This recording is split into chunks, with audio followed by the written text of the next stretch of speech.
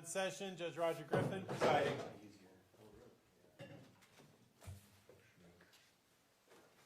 Thank you. Please be seated.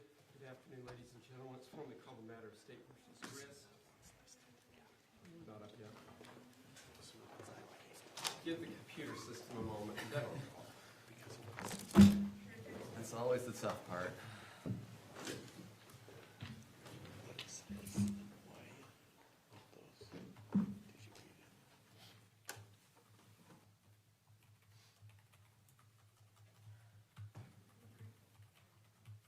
All right, so it's formally called the matter of State v. Grist, case number 241101170. I've been informed that the jury is all present, ready to go. Mr. Pomeroy, on behalf of the state, is the state ready? Good. State is ready, Judge. Mr. Casewar, on behalf of the defense. Are you ready on behalf of the defense? Anything we need to put on the record and discuss before we bring the jury out? No, Your Honor. All right, let's bring the jury out. Get started a couple minutes early.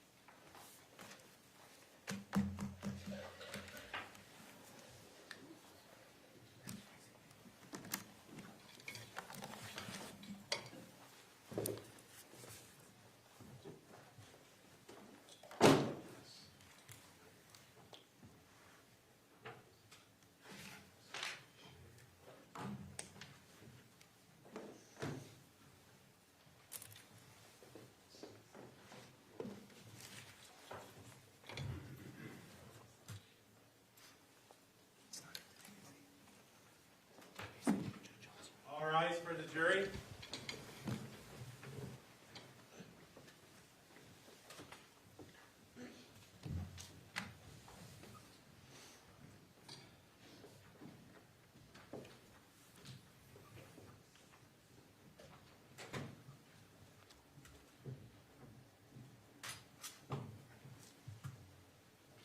Thank you. Please be seated. Good afternoon, ladies and gentlemen of the jury. I'd like to thank you again for being on time. I have to tell you, you're the most on-time jury I've ever had, so thank you. Attorneys tell me they're ready to proceed forward. Mr. McCabe? Thank you, Your Honor. The state would recall Diane Restelli. Ms. Restelli, to come forward again, I'll swear you in for today's testimony as we've had an overnight break.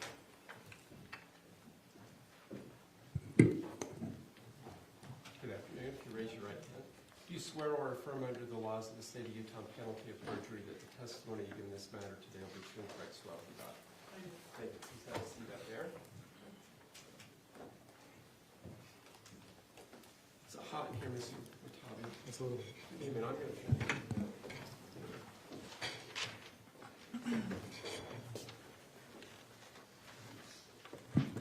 Thank you, Your Honor. Good afternoon, Mrs. Restelli. Good afternoon. I know yesterday we got to talk a little bit about Matt and kind of the relationships there. But do you know who Tracey Grist is? Yes, it's my son's mother-in-law. And do you see her here in the courtroom today?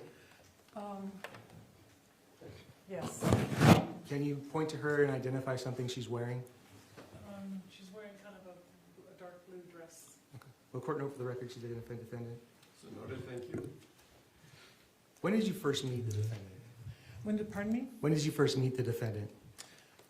Oh, probably sometime before they were married, probably, at the house.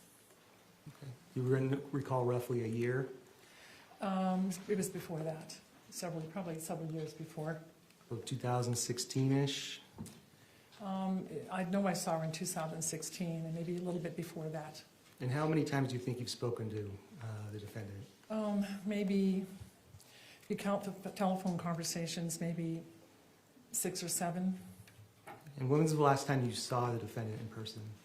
I believe it was at a Walmart in around the time of May of 2024. Okay. Was that just a random meeting? She had come in to visit her daughter, and they'd asked if I would come meet them at the store briefly and do a little shopping. Which daughter was she visiting? She was visiting Kate. Okay. So was she with Kate and Matt at that time? Yes. Okay.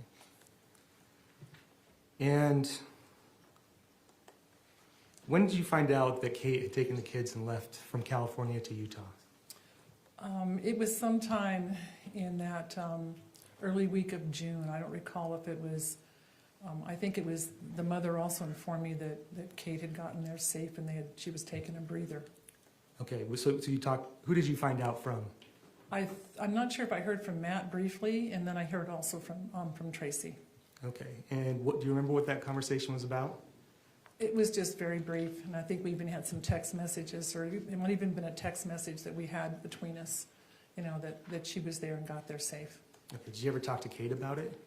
No, Kate had no conversations with me about it at all. And when was the last time you talked to Matthew? I talked to him about 2 hours before the murder. I think we talked about it a little yesterday, but do you remember what kind of, what was his mood at the time? His mood was fine. He was a little frustrated over something that happened at a short order food place. But he seemed fine. He had water, he had had food, and he was well awake for the drive. And when did you find out that Matthew had died? I found out the following morning, sometime around maybe the 7, 8 o'clock-ish hour, and I got a phone call from Tracey. The defendant? Yes. And what did she tell you at that time? Basically asked me if I was sitting down and was my husband with me, and I said yes, and then she said, quote, "Matt is dead." And did you talk to her again after that? I was pretty much speechless. I thought it was just a dream. I mean, I didn't comprehend it at that time, and I ended the conversation and said, "I'll have to talk to you later." Okay. And did you talk to her again? Yes, we did make another phone call. And who were you with when you made the phone call? I was with Mark, my son. I asked him to come over and explain to him that Matt was dead, and I don't know any circumstances. And I asked Mark to come over. And did you record that phone call? I believe we did. Why did you record it? I didn't really think about that. I think it was more of my son's thought, that we needed to know just the details and just remember the details of what had happened. Okay. And after that phone call, what day was that again? That was on a Saturday, I believe. So was it the next morning after, or do you recall what time of day that phone call was? I think there was one, I think sometime that day, Saturday, I believe, and then we had another phone call later. Did you record that one as well? Yes, we did. Okay, I'd like to play what's been marked as State's Exhibit.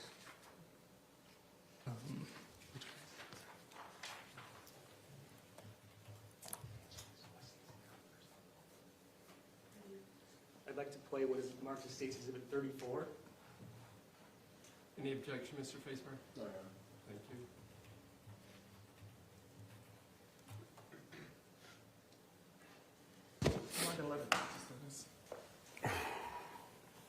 Okay, can I stop it there for a second? Is this the first phone call that you recorded? It could very well be. I didn't really hear all the words, but it seems to be. Okay, we can play it through some more. She probably won't answer the phone now. All right, Tracey, you have to tell me. Okay, push pause. Is this one of the phone calls you recorded? Yes, Do you recall which one it was? I think it was the one on that Saturday. The first one? Yes. Okay. State would move to admit and publish to the jury, Your Honor. Any objection to admitting and publishing? State's Exhibit 34. So ordered, thank you. How are you handling this? What's going on? You're kind to ask. I'm not handling it well at all. I'm freaking out and I don't know what to do. I'm in a hotel because I can't go to the house right now. Okay, and what is there a police report? I have no idea. Okay, did anybody, you have no idea? Tracey, this is Tracey. This is Mark. I'm here with my mom. Like, can you tell us from the beginning what you know? Yes. So, let's see. Matt was on his way to the house to my house because Katie and the kids are here. And they were going to, Kate was undetermined whether she was going to talk for a little while, go right away back to California. It was not abundantly clear what the outcome was going to be of Matt coming out and talking. So about 10 o'clock last night, he got to the house. I was in the kitchen and I was sitting on the counter. I was alone in the kitchen and I did not hear the doorbell ring. I didn't hear a door knock. And Matt was in my dining room. And I knew he was due to come over to my house, but I didn't expect to look up and see him there. He was really, really mad and like very agitated, for lack of a better term, and you're fine. I stayed in the kitchen. I said, Kate's upstairs, but she's going to come downstairs. And I stayed in the corner of my kitchen because I was feeling uncomfortable at that moment. I was very thrown off that he was inside the house and I didn't know it. And then he went around the corner and then I heard gunshots. I don't know how many, four, I think. Jesus. And Matt was on the ground and he had a knife in his hand. And we called 911. And I told Katie to stay upstairs while I called 911 because I didn't want her to see it. And I wanted her to stay upstairs with the kids. They were sleeping though, and I didn't know they were sleeping. And the police came and separated us, talked to us, and I not slept for 1 second. So that's why I'm really upset, and I'm in a combination of shock and sadness, and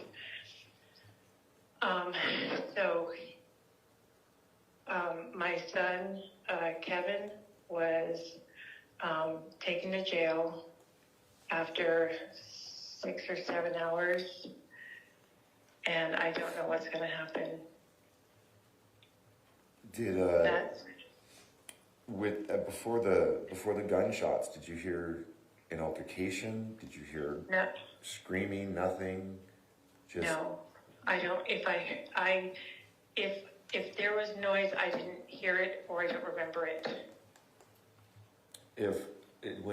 when you saw Matt with the knife in his hand. I personally did not see him walking with the knife. I saw him on the ground.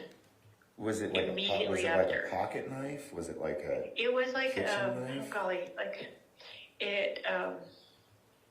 Like Matt doesn't carry a knife, typically. Okay, well, I don't. I'm just wondering. I'm trying to put this together. This is mind blowing. Yes, I agree. It was. I can't think of the way to describe it. It's like a tactical knife. So the kids never woke up. The kids are still what, with Kate? Where? There was me and Katie in a hotel room. Okay. And she was just trying to Google how to tell children because she hasn't told them, but she wants to be able to do it in the healthiest way. And I don't know how to do it. And I don't know how to do it either. I guess my only suggestion would be to take a minute while everybody's emotional. But, so, do you know what where they took Matt? I do not know. I'm assuming so you said they took Kevin to jail. Yes, I'm guessing that the house is a crime scene at the moment. yes.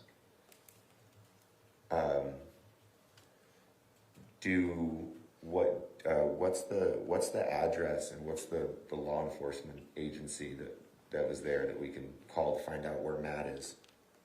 American Fork Police Department.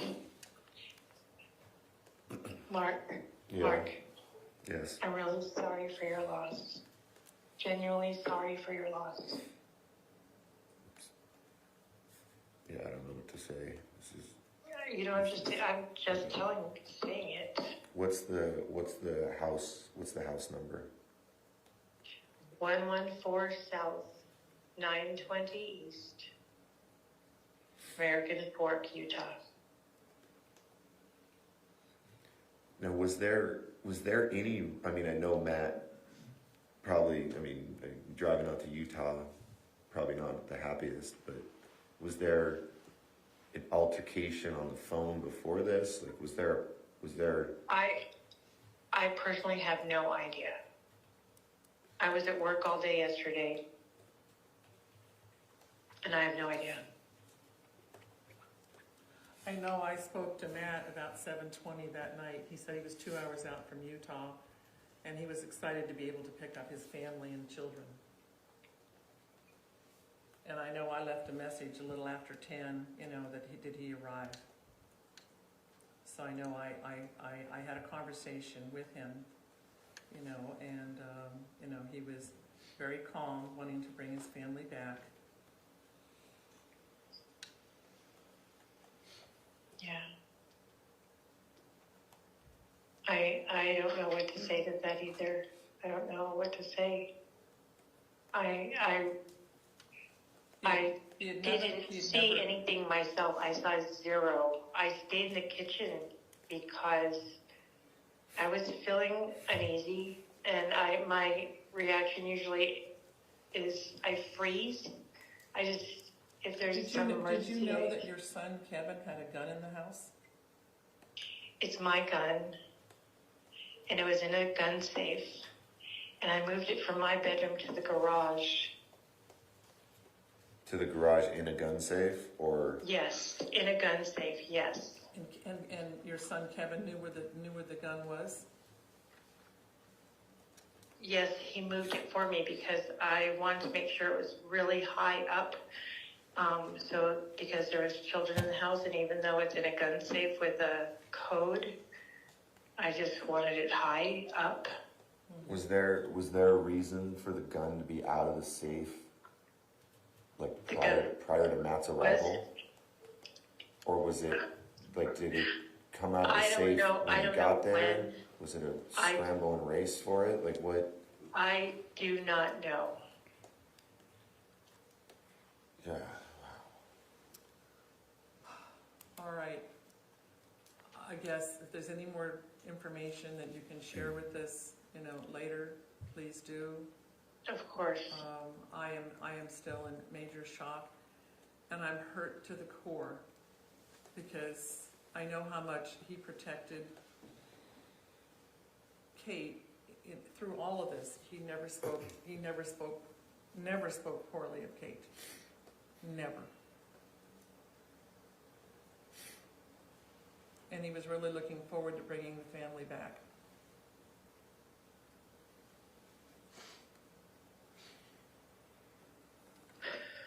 I didn't want to make this call, by the way, so I'm sorry. Nobody wants to make a call like this. All right. Anything else, babe? No, I think we're just gonna Please have to keep get. us, We just please have to keep get us details informed on. as to what the plans are. Hey, Lucas, I think he's at the house right now. At whose house? at Matt and Kate's house. Matt, there was a fire at Vale Lake, and they evacuated Vale Lake campground, and Matt asked Lucas to go to the house. But I don't know if he went or not. Okay, I'm gonna have to think on that. This is gonna, I mean, this is going to crush, I this is think- going to crush I Lucas. think we need to have him come here.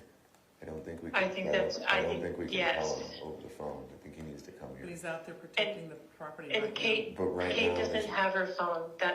Kate doesn't have her phone right I now. get that now. Kate Lucas is, doesn't have her phone? No, Where's her phone? the authorities have her phone. Okay, okay. She gave them permission and her passcode and everything. okay, yeah, I'm gonna see, we gotta get Lucas to come here Okay, all right. without telling him, or I'll have to go out there Okay, and go tell him. okay, we will work on that. We have, because he's But in we he's can't in a tell very him, delicate state. nobody can tell him over the phone. Oh, he's gonna just crack We up. can't tell him over the phone. Right, and that's, Okay, let us handle that.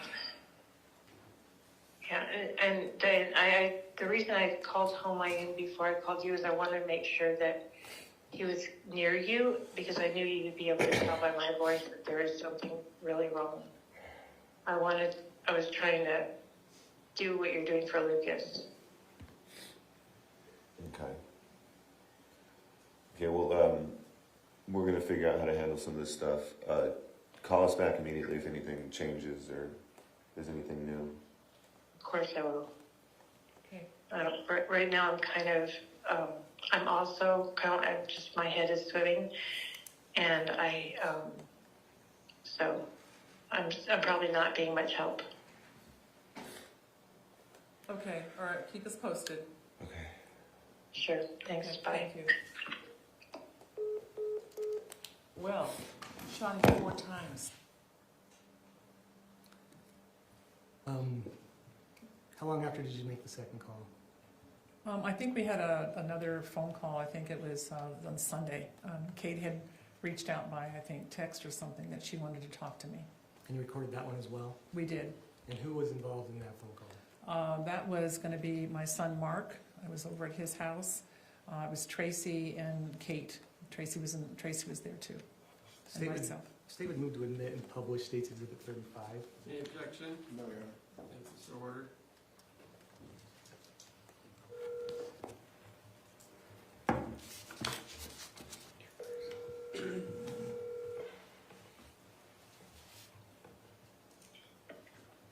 Hello? Tracy, it's Diane. Hi. Katie's downstairs and she wanted to talk to you. Okay. Let me go get her. Hang on a second. Katie, Diane just called. She's on the phone. She's coming. Okay.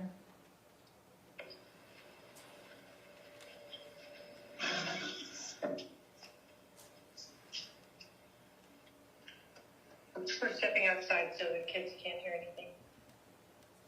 Where are you? Right now on the back patio? Of your house? Yes. Hi. Hi.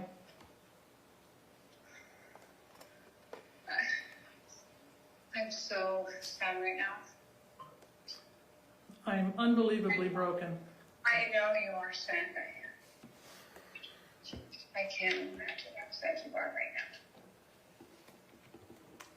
So tell me what's on your mind. I want a proper memorial for me. And the kids are my concern. The kids are just so sad.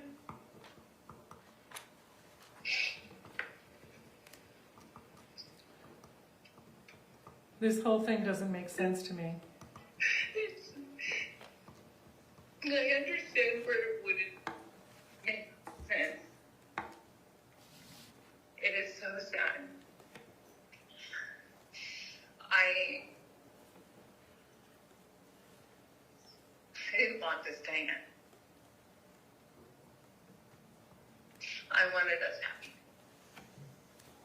You know, we came there to help you.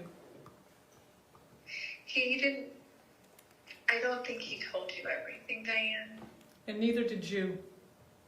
And we were trying to keep you out of it because we had had issues prior. But your mother, And we were trying to make it better on our own. And he was coming here to have a conversation. Okay? why Whether was, he left with the kids and me or just the kids, it was all going to be a conversation. Or alone. It was all going to be a conversation. It needed to be face to face. and how come that didn't happen? I don't know.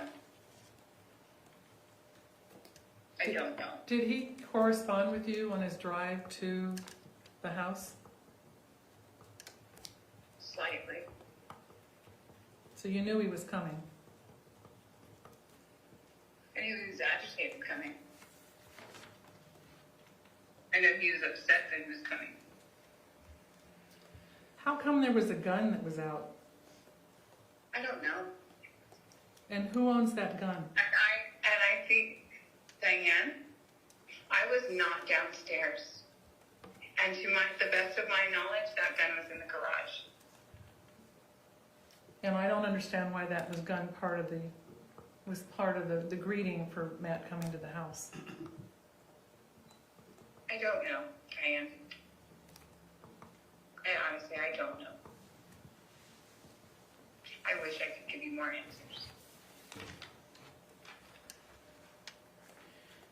After Matt was fatally shot, did anybody try to give him medical assistance in the house? Yes, Who? my mom. And what did she do? I don't know. I was upstairs. And how soon was, 911 called to help you guys? Immediately, a neighbor called. And so how would the neighbor know that Matt was fatally shot? They heard gunshots. My mom couldn't find her phone. I still don't understand why there was a gun that was present in all of this. And why your brother had to be the go-between. I don't know.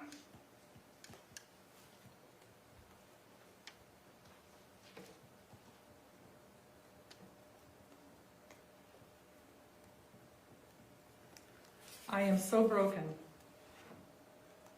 As am I, and I believe you. I am in shock right now. Three children, And I- three children don't have their father anymore because of the violence that took place in that home. That is so sad.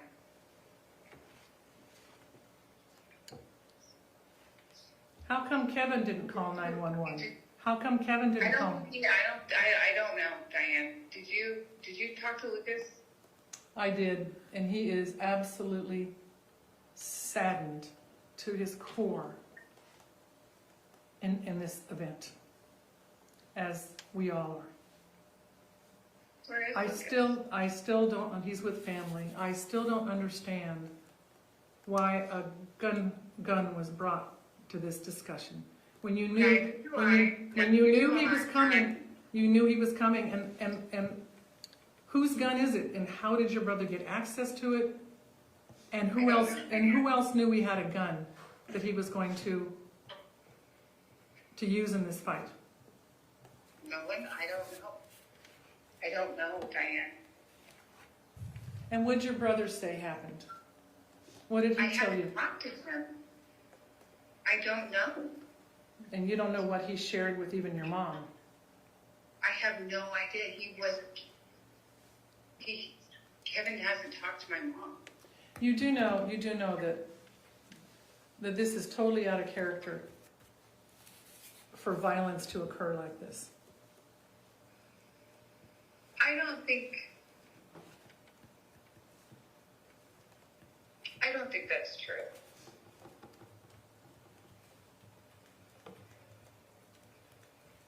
But you did have conversations with Matt, and you knew he was coming. I was under the impression that, I didn't know you guys were actually having a separation. When did that Because occur? we were trying to make it work and trying to resolve it. But I didn't know the We word were trying separation, to- I didn't know the word separation was in the midst. That you guys needed time off, Because- and the way you left with me, you were gonna go be with your family for a while and have a little vacation. And And that's what it was. and And that's- that's what it was. and that's he what was it- coming out to have a conversation to figure out if that's what we wanted to proceed forward. So really, If whether it was really a vacation for you to come out. And I understood too, did you want to come back? Yes. And it was honestly, it totally depended on the conversation that Matt and I were about to have, face to face. Because he can act any way on the phone, but how you act face to face is completely different. I wanted to have a conversation with him face to face before I got in the truck with him and went home. Well, again, I was unaware that this was a separation. I thought it was just a little breather for you because, We were trying to work it out between Yeah. Matt and myself. yeah. And I don't know that, I also was under the impression that you were going to try to come back and rent a car.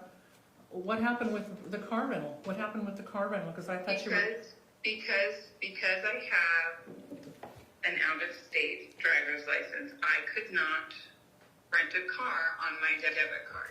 Mm-hmm. My mom hit some hurdles and had no money. Her water got turned off at her studio, so she lacked hours, and she had an unexpected expense that she had to pay. because that's why I was very happy that, after 3 weeks, that Matt was going to help bring you back, because there was, these things, these glitches that were preventing you from, joining as a family. I understand. We were working on things and trying to make it work, and there were points where it was clear to me that he didn't want to go in the same direction I wanted to go in. And I feel like he knew I felt like that, and he was upset. Do you think that Matt was really going to kill your brother? I have no idea. And do you believe that this particular shooting was justified, that occurred in that house, that being killed was justified? Diana can't answer that question.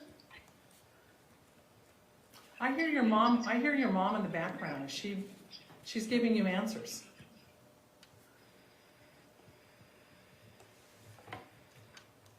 I was hoping that you were speaking This from your... is all still under investigation. I was Diana. hoping that you were speaking from your heart.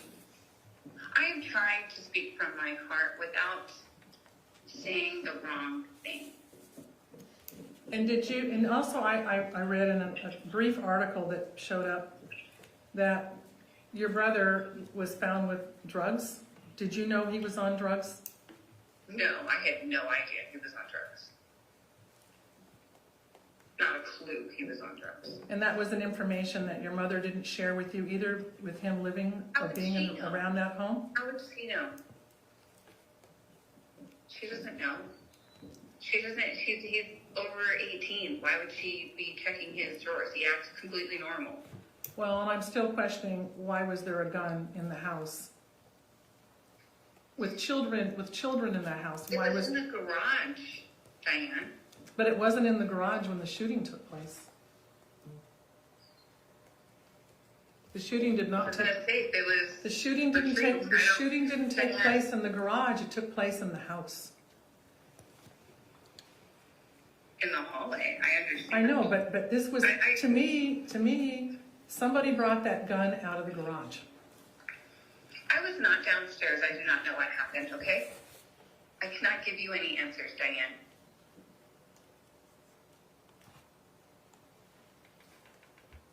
Did you, it also said in the article that I That am not going Kevin- to answer any more questions about what happened.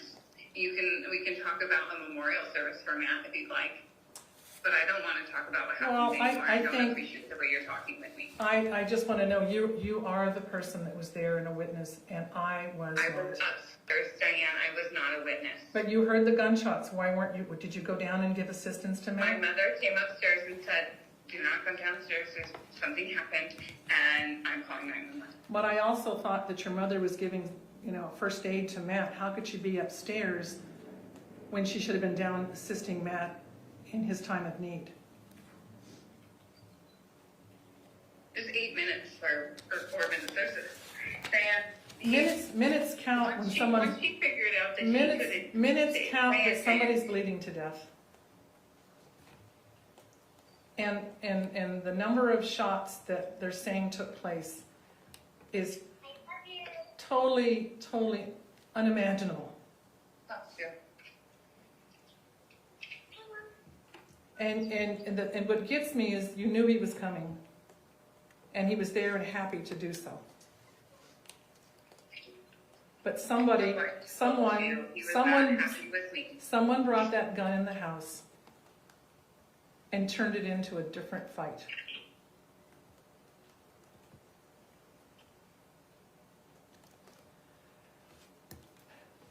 As far as a memorial service for Matt, you're the one that has the married woman, you're the wife, you have all the cards in your hand for that event. So, you will have to do what you wish to do. Okay, I have no money for any of that, so I will figure out how I will do that then. I don't understand even why you would want a memorial in light of the fact that Matt is being made as the negative person in this whole situation. I don't see where all of a sudden you want to have a memorial, something, positive for him, when this whole thing came down to, quote, a separation and all the other things you're saying. I don't know where this part's coming from.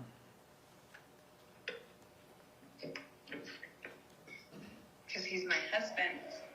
I don't understand where you don't. Where You don't get that. you is stated or was stated that Matt had a knife. Where was the knife when he came into the house? His hand. And where was the knife after he was shot down? His hand.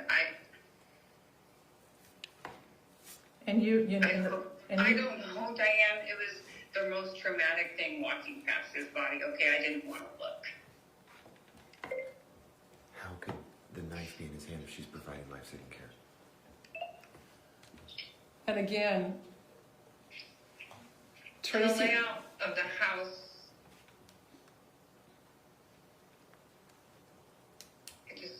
The garage is next to the living room. and when Matt fell to the ground, he still had possession of the knife in his hand? Yes. And during to all my knowledge, yes. and during all the life-saving don't- measures, the knife stayed in his hand. I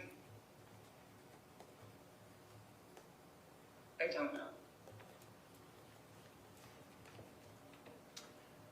There's a lot of unanswered questions here. For everyone.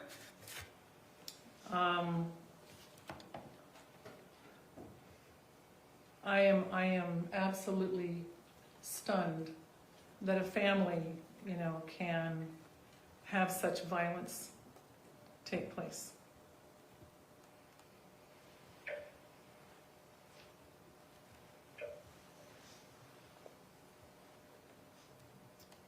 And, you're just going to have to share your plans with me, because I am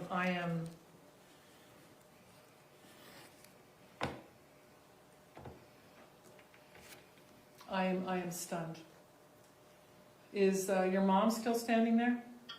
No, she went inside. You know, I have more questions for her. If you would like, I can easily call her back out here. She's just inside with the kiddos.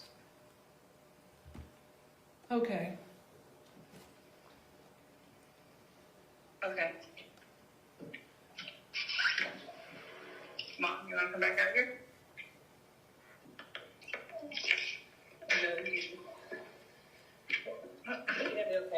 Yeah, it'll be fine. You're welcome. Hi. You know, Tracy, I'm still concerned as to, you know, the fact that Matt was shot multiple times. And when were you able to give life-saving measures to Matt?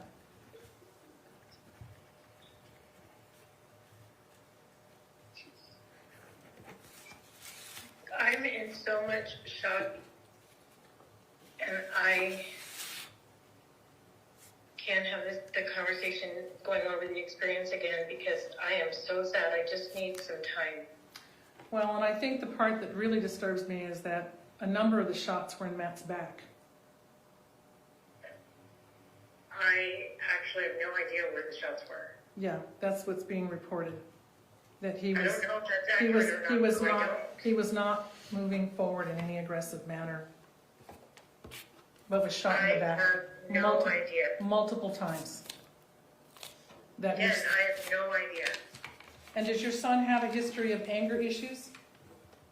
Absolutely not. Has he ever had any violent history? No. And you do know they're saying that Matt was found face down Yes. and shot in the back multiple times. I have no idea how. And your son has never I have had, no idea. and your son has never had any other, you know, violent issues or. Never once. Did you really try to save him, Tracy? Did you really try to save him? I was on the phone. Did Kevin did not try to save him? Yes. And what did he do? I don't know. I know he was checking for his pulse and he was trying. I don't know what he did because there was a moment that I did run upstairs and say, "Don't come downstairs, Katie." So only he was really the one that was attempting to do something. After violently attacking Matt, he went over to him to try to help.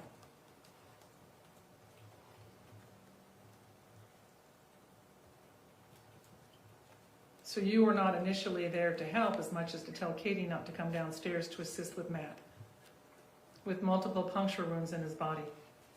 I want to help you right now understand, but I don't think I can.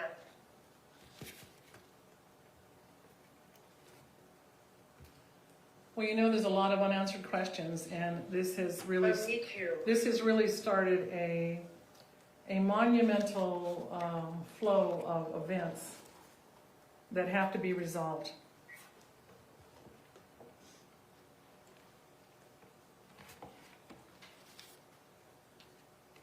And I thought that they had found him, that he was face down during all of this. And how were you able to give CPR to rescue him if he wasn't face up?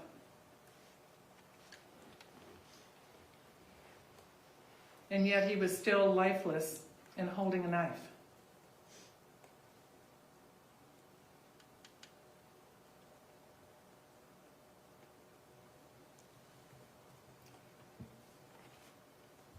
This is a horrific situation. And I am heartbroken to the core over this violent attack. I am literally nonviolent in every respect. Well, I didn't say you were. I just said I am heartbroken. I'm heartbroken over this violent attack that occurred in the house. I didn't say you were violent.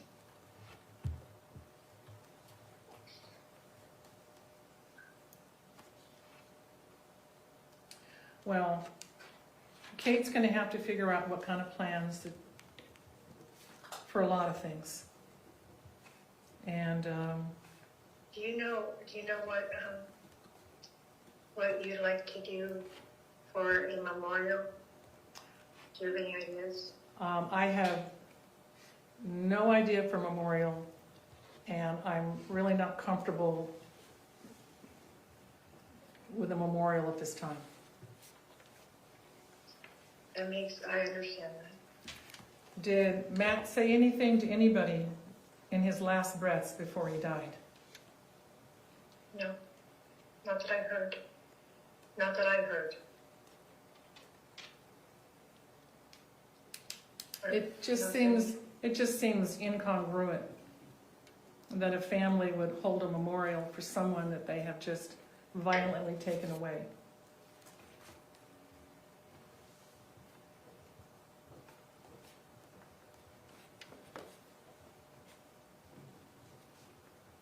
I'm so confused by what you just said.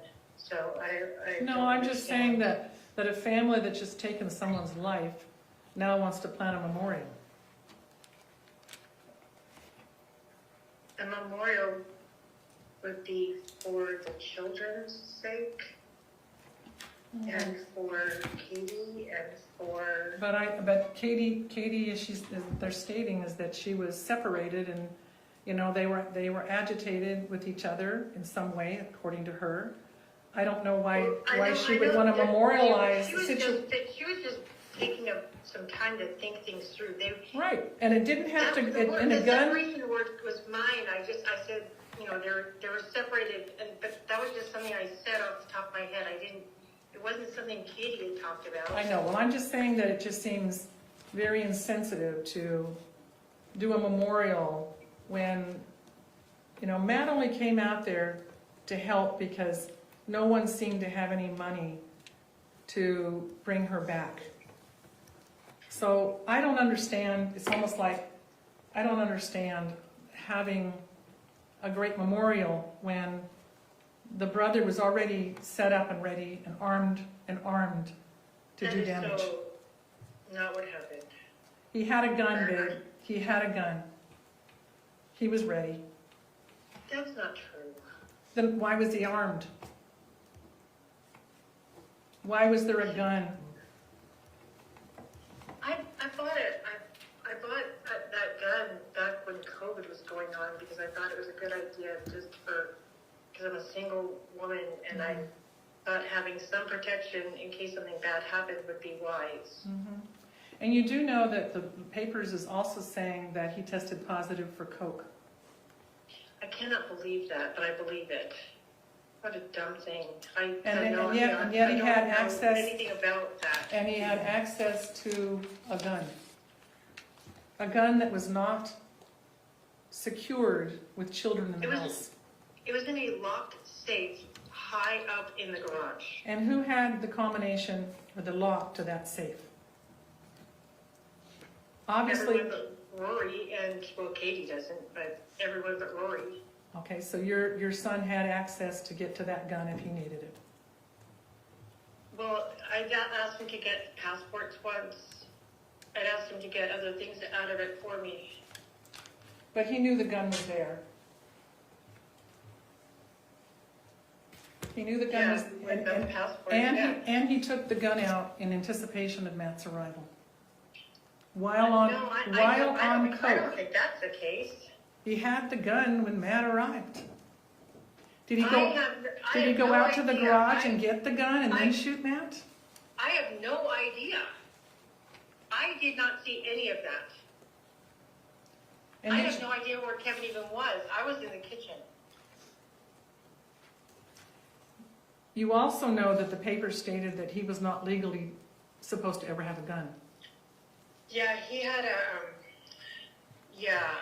And yet When he he had a broke up gun. with his girlfriend, his fiance, a few years ago, 3 years ago, he was calling her incessantly, and she got a protective order, so he wouldn't call her anymore.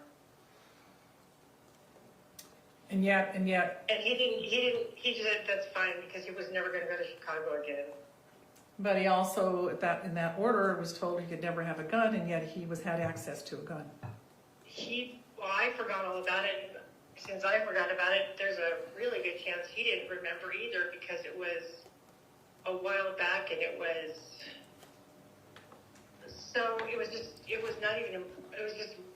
I forgot. And I don't understand why Kevin was so upset when Matt arrived that he was prepared for a fight. What happened in the dialogue between the family and setting the situation up for Kevin to be anticipating trouble? I don't have any idea what was in Matt's head or Kevin's head. I don't know what you're talking about. But obviously Kevin was aware of some kind of relationship with what was going on with, Kate and Matt, that he was privileged to some kind of dialogue You're wanting answers I don't have. between all of you, okay? You're wanting answers I don't have. But why would he bring a gun to the fight when he knew nothing about what was going on between Matt and Kate? You're asking me something I have no way of answering. Somebody knows the answer to that, because there's no way that someone would have that much anger in their heart to come Kevin prepared. is the most sweet, kind, peaceful, gentle soul. Timmy and Jacob and Kevin are the sweetest boys. They're so gentle and so kind and so sweet. But yet you just told me that he had a protective order against him because of some relationship issues with one of his Because his fiancés. heart was broken and he kept trying to call her incessantly to talk with her. Was he on coke how long has he been on coke? I had no idea he's ever even done that. It seems I to had me, zero. I had zero idea. it seems to me there was some discussion and sharing from your daughter that there was problems at home with him. My son? Mm-hmm. Well, when he broke up with when his girlfriend broke up with him after being engaged, he was really, really sad, and he was just sad, and he was getting things back together and trying to. He's been working, and he's good. Well, not good in the fact that he shot Matt, killed him, including shooting him in the back. I don't interpret that the same way you do. And especially being positive for coke and, coming to a battle with a gun, he intended and was potentially going to do serious harm. In your mind, do you really think this was Kevin trying to have self-defense? In my mind, my son was only being protective and loving and kind to the people in my home. And why didn't That's the only way I know my son to be. didn't someone just open the door and say, "Hey, glad you're here. Would you like a sparkling soda? Come on in. We'll talk about it. We'd like to help as much as we can." Why didn't it end up that way with a positive greeting? Matt didn't ring the doorbell or knock. Well, he also knows that sometimes it wakes up the children. I know that happens. I mean, that's not at all unusual. I walk into my son's Well, house. he could have texted Katie. I think he was in a lot of dialogue, and we knew he was only 2 No, hours he out. could have texted Katie that I'm here. I think there's more. I think that she knew he was coming and arriving in a matter of minutes, and Kevin was waiting. That is, He was waiting. You had Kevin in there being the go-between. you are filling in blanks with things in your mind that we don't have the answers to. Not you, not me, not Katie. Well, I know Matt did notify Kate multiple times. He spoke to me that night. I know the time frame, and he was keeping correspondence with everyone. People knew he was arriving. Yes. And all this business of do you ring the doorbell and knock on the door, you knew he was coming. I think the family has a lot of explaining to do. I think that this, you know, is a very serious event in our lives. And did anybody in your family tell Matt not to come? I didn't tell him not to come. I have no idea what anyone else did. Because I was under the impression she wanted to come home but had no means to do it. I was under the impression that you had to pay for Pop's registration for his truck, and that you couldn't Pay part of rent, his rent. and you couldn't rent a car for Kate to come home. And I also heard that the issue of something about she couldn't rent a car, so she couldn't come home last Friday. So again, everybody wanted her to have the opportunity to go home, but then when he got there, everybody was waiting for him to do something different. And this is the part that disturbs me, that if it was this volatile and that Kevin was on edge, that someone should have called and said, please tell Matt to wait a little longer. Things aren't right. And everybody, nobody, I don't know if anybody reached out to Matt and shared that. Did Kate even tell him not to come? I have no idea. Because this whole thing seems like a setup.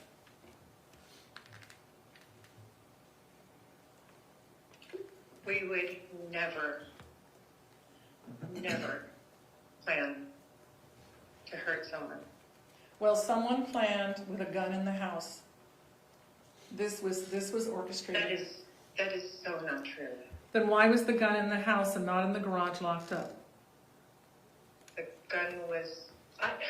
you're asking me things I can't answer. You're the owner of the I don't gun. know. You're the owner of the gun. You're the person that's primarily responsible for the safety of where that gun is kept. We're not making any progress in bringing peace or solving this or answering questions. So I'm gonna let Kate say goodbye to you, because I don't know. I don't know what to tell you. Well, I think there's some blanks. I think there's some empty answers. I think that there are questions that are obvious that there are answers to, and I clearly see that there was some kind of pattern, and this should have never taken place for a man who drove, over 8 hours or over 6+, just to help his wife and bring his family back home and share all the good news.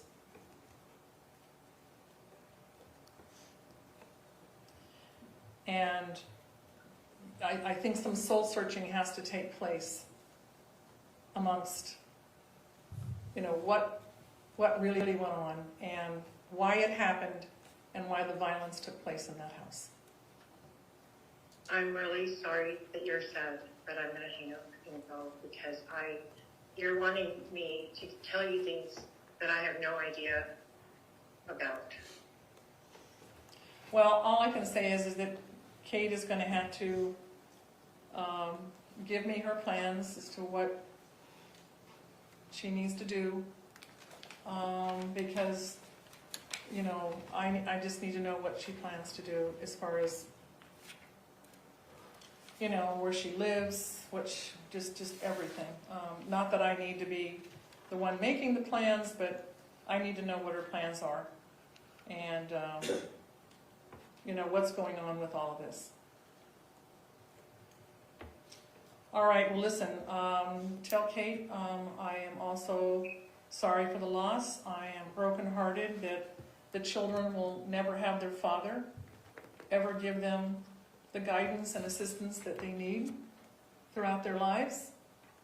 And this ought to really hit to the core of the family members involved. And, Kate needs to share with me, what are the plans as to where she's going to live. I'll let her know that you brought that up and all. And you do know there's live animals on the property. Yeah, my sister was going to go figure something out with them. And why is she allowed on the property? Why is she allowed on the property? My sister? Yeah. Because she stayed there in her trailer. But she left, and with no word, they all disappeared the day that Kate disappeared. So you're telling me that this was an amicable leaving? And that all of your family ghosted Matt and not sharing with him what happened to his family that day they all disappeared? I'm so confused. So I know that my sister was going to be there when you guys were in Vegas. No, but she left. She left. Right. She left because no, she would have stayed if we were in Vegas, but she left, and she also left when Kate left, and every single one of them would not answer the phone and tell Matt that Kate was okay and that she was going to her mom's. Everyone ghosted Matt. I don't think my sister even knew. Everyone ghosted Matt. My sister didn't even know. They didn't return any phone calls to Matt. None. None. And I think that at this point, sister is not allowed. No one's allowed on the property except those who own the property. Okay. I'll let Kelly know. How are you going to take care of puppy dogs? Well, that's something they should have thought about 2 days ago. You know, Matt's been dead since Friday night before midnight. This is now Sunday. And it's amazing that no one from that family has even thought about asking us or anybody to go out there and to assist. I mean, that's heartless. Well,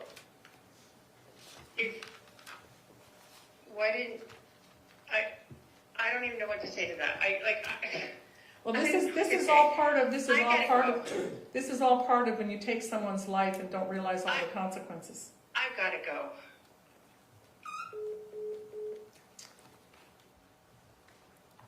No further questions this time. Cross?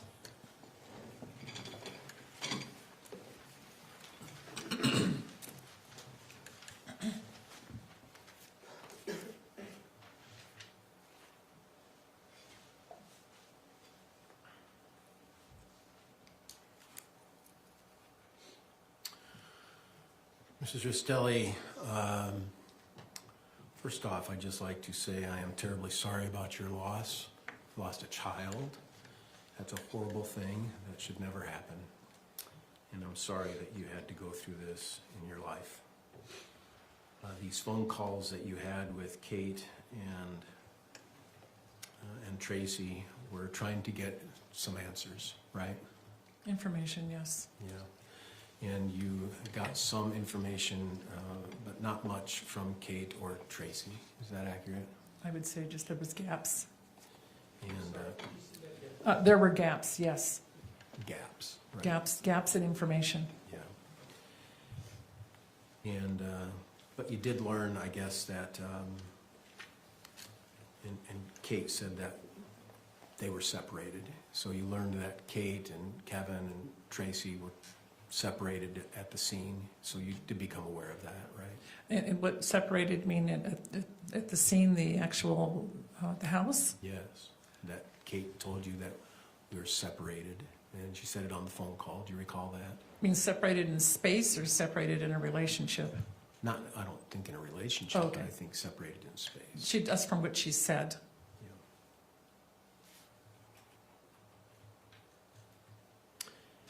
In that first phone call, you also found out that Tracey and Kate and the kids were in a hotel because they weren't able to return Yes, because it was a crime scene. yes. And Lucas. Lucas is Matt's oldest child, right? Yes. How old's Lucas? Lucas is 21 now, He's 21. So he was 19 or 18 when this happened? approximately, yes. And so that was tragic for him to go through this as well. Absolutely.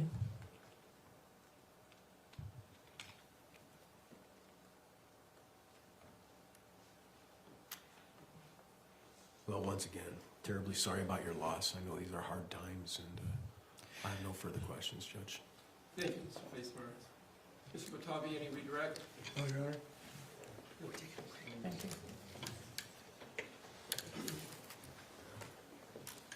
You ready for your next witness, Mr. Batavi? You need a short break. Maybe just take a 5-minute break or so?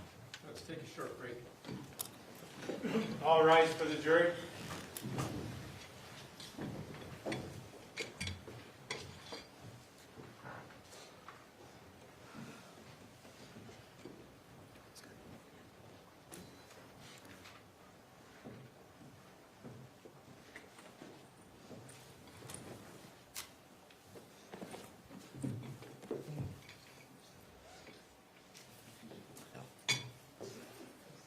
Thank you. Please be seated. Is there anything we need to put on the record outside the presence of the jury from the state?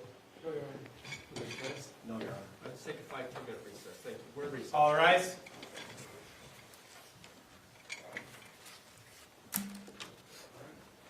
Thank you.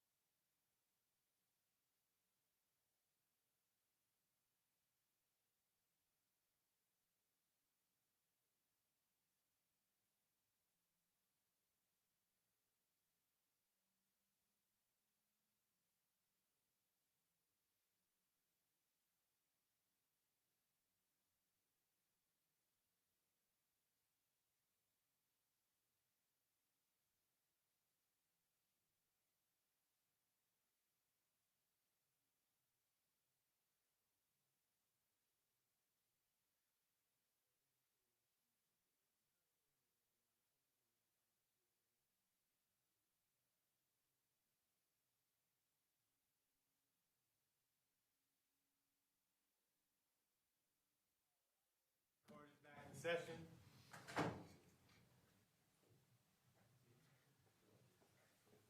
Thank you. Please be seated.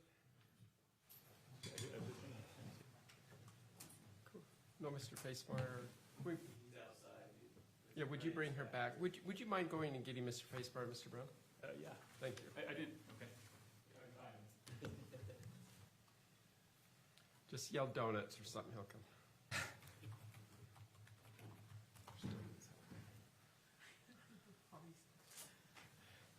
They had donuts in the workspace. That's why that popped to mind.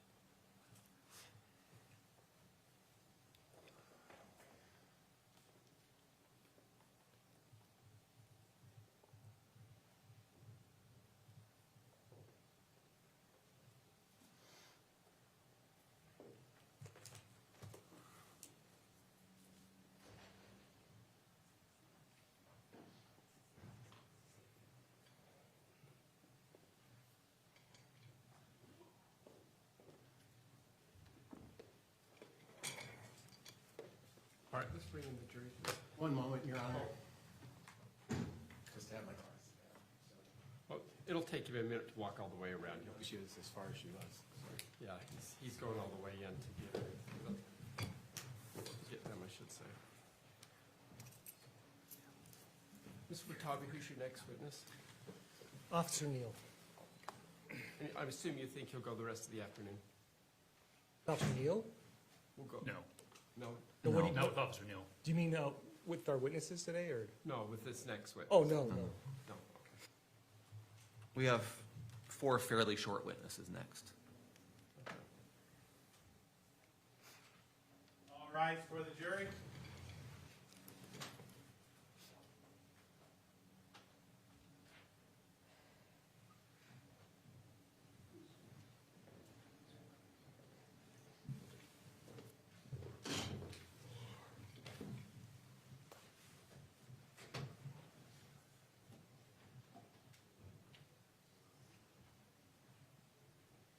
Thank you. Please be seated. State ready to call the next witness. Oh, where'd Mr. Facemeyer? Oh, Mr. Watabe and Facemeyer stepped out for... just a moment. The two lead attorneys stepped out just as you were walking in. All right, Mr. Watabe, you ready for your next witness? Yes, Your Honor. State with Officer Neal. Sir Neal, if you'll come forward, please. If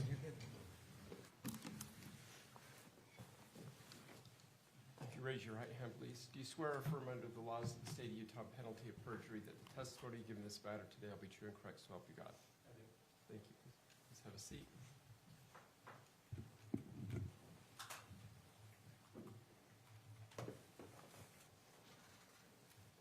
Good morning, Officer Neal. Or afternoon, apologize. Good afternoon. Can we state your name and spell your last name for the record? It's going to be Anthony Neal. Last name is going to be Neil. And what's your occupation? I'm a police officer for the American Fork Police Department. And how long have you been a police officer? 3.5 years. And what's your title at the American Fork Police Department? I'm a patrol officer. And what kind of duties do you have as a patrol officer? I'm responding to calls, calls for service, when people are needing assistance with something, they call into 911, that gets dispatched out to us, and then we respond. And when you respond on cases, do you have a body cam? I do, yes. Did you get a call on the night of July 12, 2024? I did, yes. And where were you dispatched to? To a residence in American Fork. There's an apartment complex on the east end of town. And who did you respond with? Officer Guerra and Officer Laycock. Were you the first people to arrive on scene? We were, yes. All 3 of us arrived at approximately the same time. And what did you see when you arrived? There's a truck parked outside of the reported residence with hazards on. There's a cardboard underneath it. We arrived towards the front of the house. Officer Guerra went to the front door, and then I positioned myself out of the front window of the house to where I could see inside of the house. At some point, did you go in the residence? I did, yes. And how many people had gone into the residence before you? Only Officer Guerra had gone in before I entered. How soon before you did he go in? Seconds. And then what happened after you went in the house? I observed a male that was face down in the hallway of right as the entryway of the house. Did you identify him at some point? The male face down, I did Yes. not. Did you find out later who he was? I did. Who was it? I don't recall the name. Okay, then what I know his happened? relationship with the family members. Okay. And what happened next? I pulled out, there's a male that was kind of standing kind of over the body a little bit with his arm folded. Later I identified him as Kevin Ellis. I directed him out of the residence just to start securing the scene. So I pulled him out of the house and I exited with him. And what happened after that?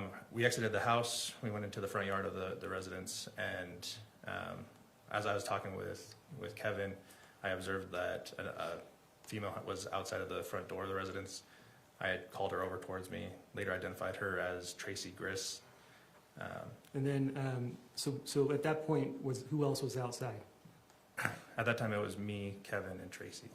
Okay, and what happened after that?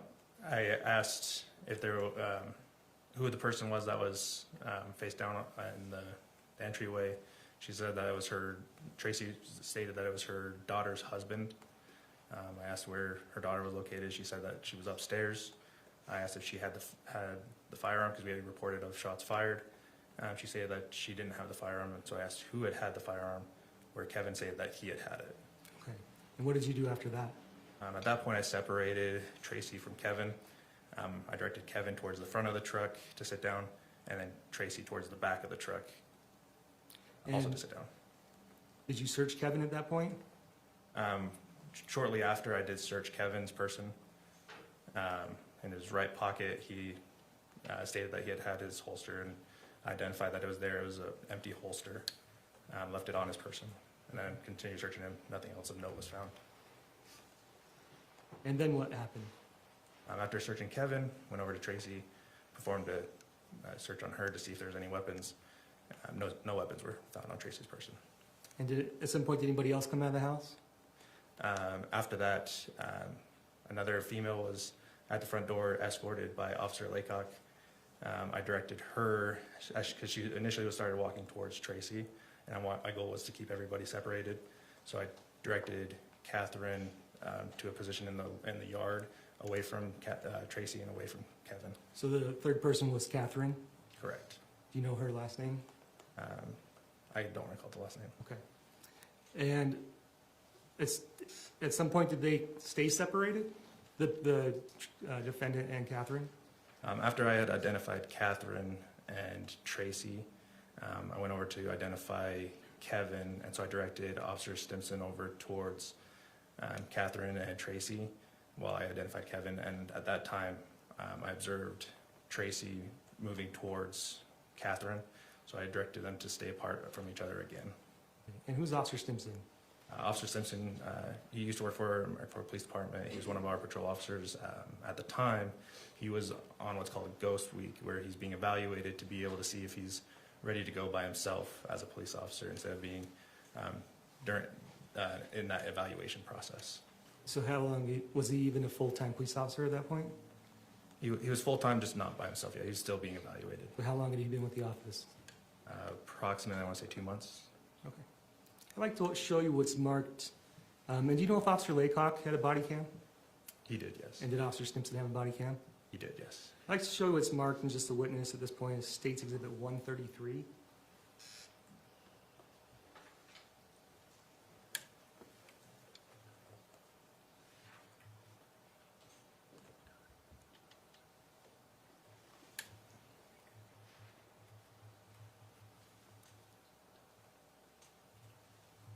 Okay, do you recognize what this is? Does it appear to be a body cam? It does, yes. Is it similar to the one that you're issued? Yes. If I told you this was Officer Laycock's body cam, would you recognize it at some point? At some point, I possibly would, because I saw it multiple times while we were there. State would move to admit and publish State's Exhibit 133. Any objection? No, Your Honor. So ordered, thank you.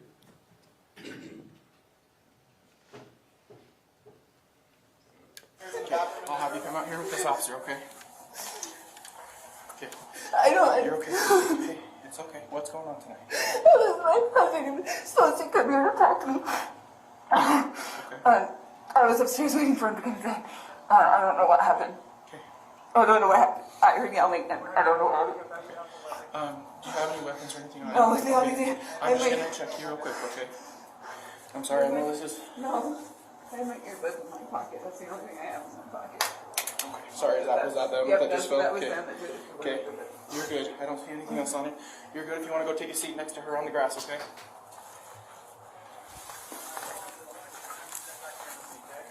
I searched her for weapons. She's good.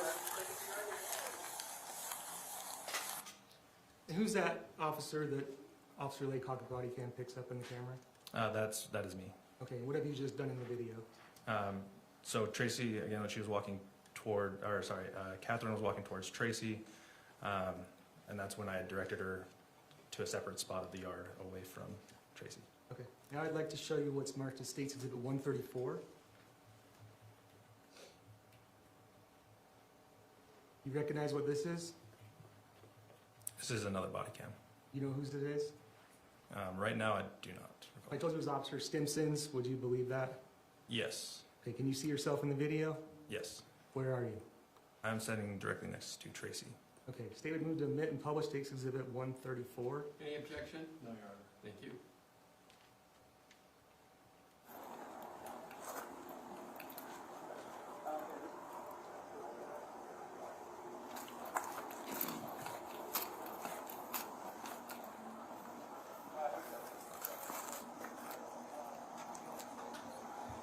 What's your name, man? Kevin? What's going on, Kevin?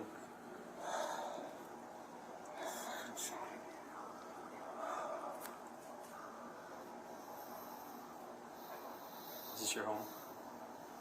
That's where I live. Is where you live? Okay. All right, man, I'm going to get some information from you. I'm going to just hang out with those two for a second.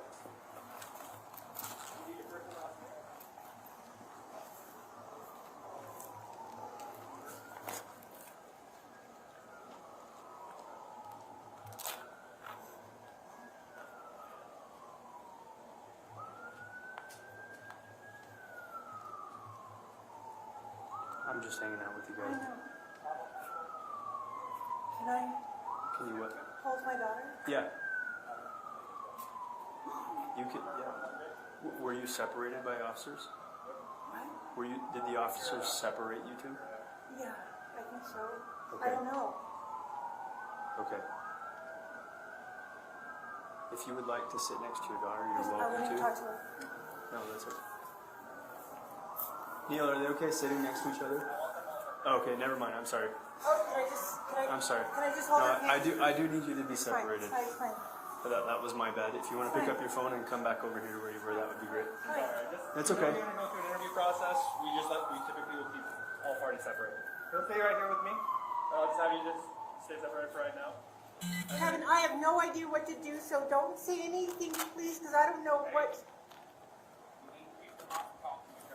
Okay. Hi. This is a hard situation. We really need you to be patient so we don't have to move you guys around, okay? Hi. All right? Uh-huh. Huh? Yeah. Yes.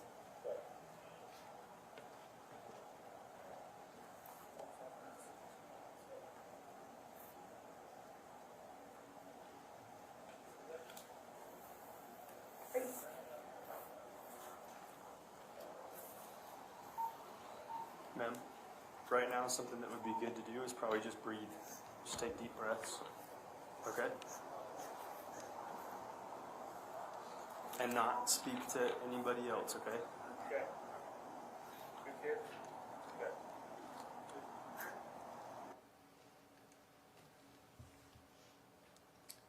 Do you know what was going on when Tracey, the defendant, said, "I don't know what's going on, so don't say anything"? At that point in time, I told her that she needed to be off of her phone. She was on the phone with who she stated was a friend attorney. I said, just at this point in time, I just need people off their phones. And that's when I started walking over towards, this was right after I identified Tracey. I started walking over towards Kevin to have Officer Simpson hang out with them so I could identify Kevin. And then that's when she had yelled it out over to him. I could show you what's been marked as State's Exhibit 49. Do you recognize what that is? So that is the entranceway into the residence. And do you know what the photograph is from? It's from my body cam. Okay, does it fairly accurately represent what you look like at your body cam? It does. Is this, and at what point is this, what point of your body cam is this? Is this the first time you entered the residence? Yes, it is. And that's what it looked like when you walked in? Yes. And what do you observe in the photograph? Right in the entranceway, there was some sandals that were right there.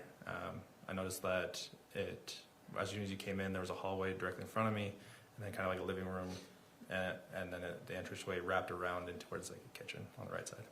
Did you notice anything later that evening if those sandals had been moved? I don't recall. Okay, State would move to admit and publish State's Exhibit 49.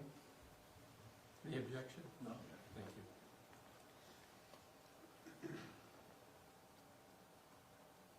Move to publish. I'm sorry, Judge. May I approach? Certainly. Let's take it down for a second.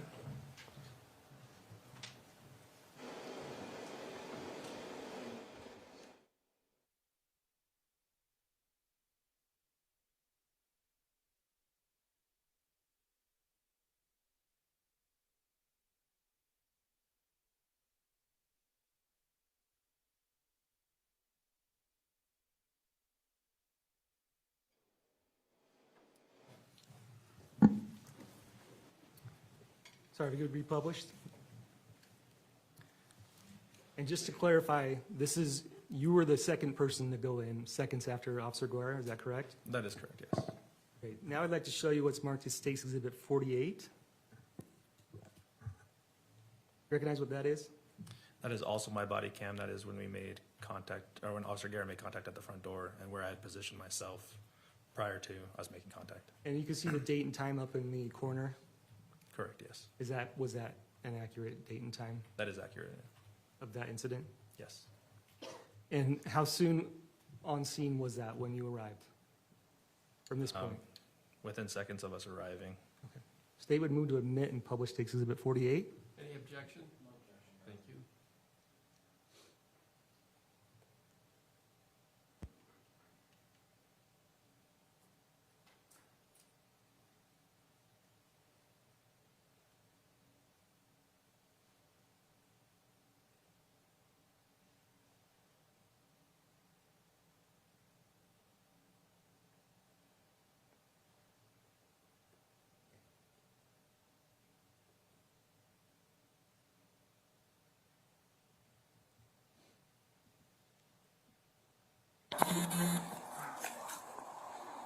Get patient condition in there.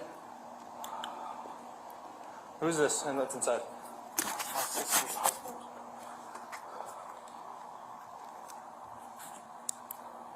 Hey, get a pulse.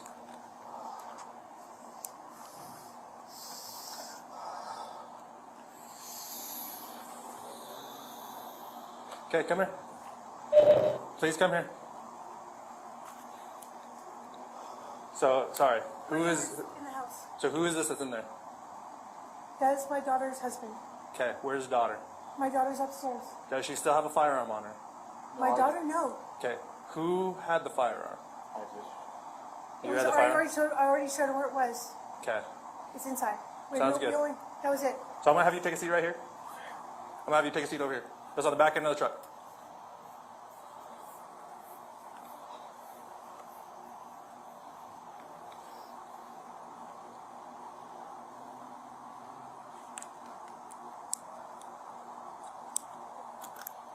Do we need to get a hold of one?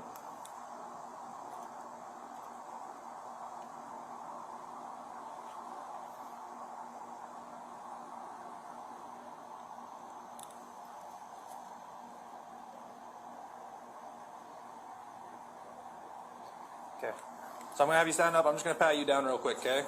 You don't have any weapons on you or anything like that? Not even made aware of? I've only got the holster that was in my pocket. That's it.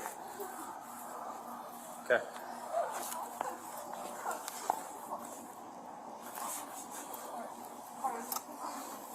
Okay, take a seat. Ma'am, I'm gonna have you stand up. I'm just gonna pat you down for weapons. Oh, yeah. Anything I need to be made aware of? Anything that'll poke at or stab me? No. Okay.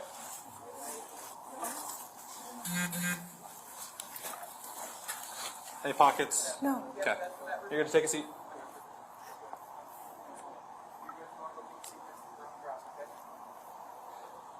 So, ma'am, I apologize. I'm actually gonna have you sit back here with me, okay? You were a searcher? Okay. I'm gonna have you just take a seat right here. There's those for you.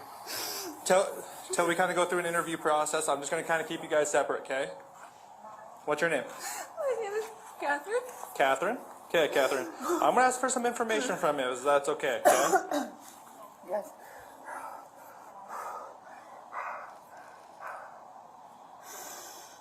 All right, Kathryn, how do you spell your first name?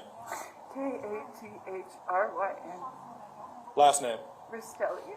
Restelli. Okay, what's your date of birth? December 15th, 1987. 1987? Okay, just stay sitting right here, okay? I'm just gonna keep you guys just separate until we can kind of go through an interview process with you guys, okay? Sure. I appreciate it. All right, ma'am?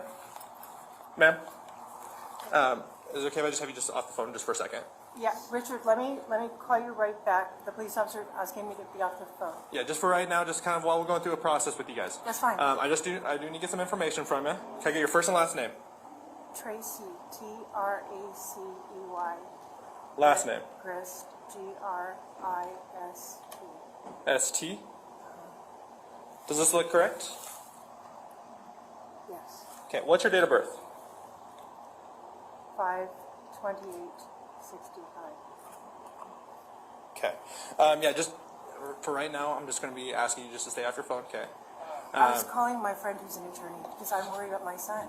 Okay. Whose son? Is this son over It's here? my son. Okay. You guys will be more than welcome to give them a call. This is like a friend attorney or? Yes. Okay. Just give us a second, then I'll let you make a phone call if that's okay. Yes. Okay. I'm not saying that you guys won't be able to make phone calls. Yeah. Just for right now, okay? Okay. All right, man. I'm gonna get some information from you. You mind just hanging out with those two for a second? Let me get your first and last name. Kevin. Kevin. Yeah. Grist, is it? Ellis. ELLIS. Oh, sorry, what was it? ELLIS. ELLIS? Yes. Okay, and what's your date of birth? 11/13/90. Okay, does this look correct? Yes. Okay. Do we need to notify 1J? Or 5J1? You want me to make the call? You got it? Okay.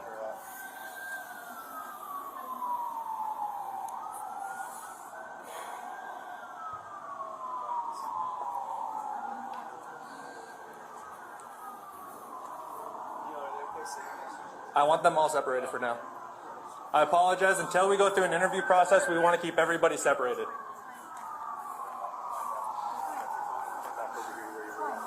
Sorry, just until we gotta go through an interview process, we typically will keep all parties separated. He'll stay right here with me, and I'll just have you just stay separated for right now, and then. I have no idea what to do, so don't say anything. Hey, we need people not to talk to each other right now, okay? I know this is a hard situation, but we really need you to be patient so we don't have to move you guys around, okay? All right? Huh? Okay.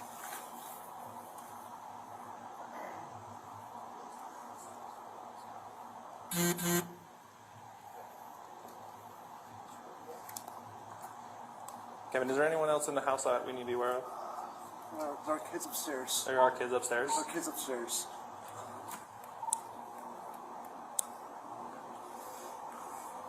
How old are they? Young. How old are your kids, Kate? We have kids upstairs. Okay. 2 kids? How many? 2. more questions this time, Your Honor? Cross? Yes, Your Honor.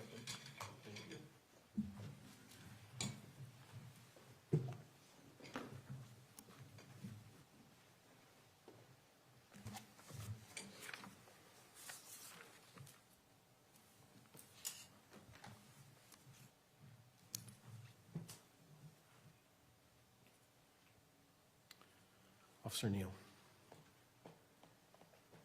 So you hadn't been an officer very long when this event took place, is that right? I had not, no. And but you were following some protocol, weren't you? Yes, I was. One of the protocols was to separate persons at a scene, is that right? That is correct. Is that something you're taught? Correct, yes. And where did you learn that? At the Post Academy.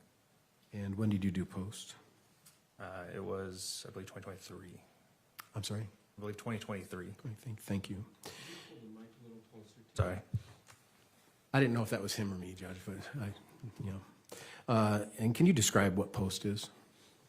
Post is state. It's monitored by the state to be able to train upcoming candidates to become officers, teaching them protocols, teaching them about the various laws, how to read law, and then how to conduct yourself as an officer. Crime scene protection, all sorts of different trainings. Correct. Am I right on that? Yes. And probably some weapon training. Correct, yes. Just general law enforcement training. Correct. Right? What does POST stand for? I wouldn't be able to tell you the name. Police officer something. Does that sound right? Yeah. Yeah. And where did you do POST at? It was up in Sandy at the State Post Center. Yep, that's one of the more popular post sections, isn't it? It is. And as part of your investigation in this case, you separated the persons who were there, correct? Correct, yes. And you also had some interaction with law enforcement to assure that you were properly protecting the crime scene. Is that correct? Correct, yes. And then also you wrote a report. Is that right? I did, yes. And have you had an opportunity to review your report? Not today, no. Did you do it in the past few days in preparation for today's trial? I did, yes. Okay. And in your report, do you recall when you completed your report? Like the time? Yeah.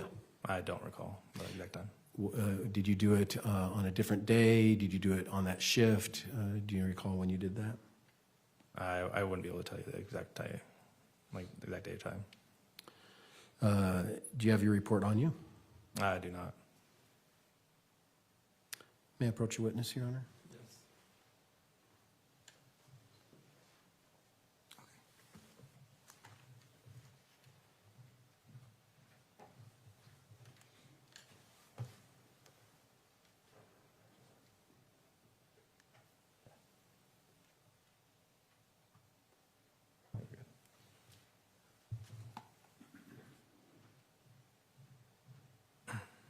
Officer Neal, I provided you a digital copy of your report. Did you have a chance to see that? I did, yes. And did that refresh your memory as it relates to when you drafted your report on this case? Yes. And approximately when did you do that? It was later that night. It was Or early in the morning. like 3 a.m. Correct. And so it wasn't that many hours after you were at the crime scene when you did your report. Is that accurate to say? That is correct.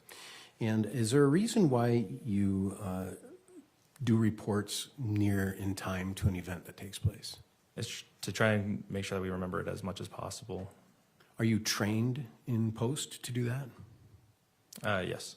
And are you explained why you should do it as soon as possible? Also correct, yes. And what is the reason they say you should write your reports as soon as possible? Just because the longer you go in between, you may forget details. So the longer time spans, the less you remember. The shorter time spans, the more you remember about an event. Correct. On this particular event, you had yourself, Officer Laycock, Officer Stimson, and Officer Guerrera, correct? That is correct. And were there more that came throughout the evening? Yes, there was. And on still shot 49, could we pull up 49? I think that's the right one.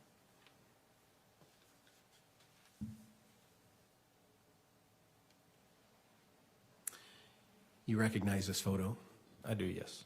And this photo is a still shot from a body cam on your entrance into the residence. Is that accurate? That is accurate. That's the first view you see in that home, correct? Correct. And what's directly in front of you as you look through the door? The sandals on the floor. And what's eye level? A fireplace. Yeah, a wall and a fireplace. Yeah. So as you open the door, you're sort of standing in a living area. Is that right? Correct. All right. And is this picture what you recall in your own mind? Correct. Thank you. I have no further questions. Thank you.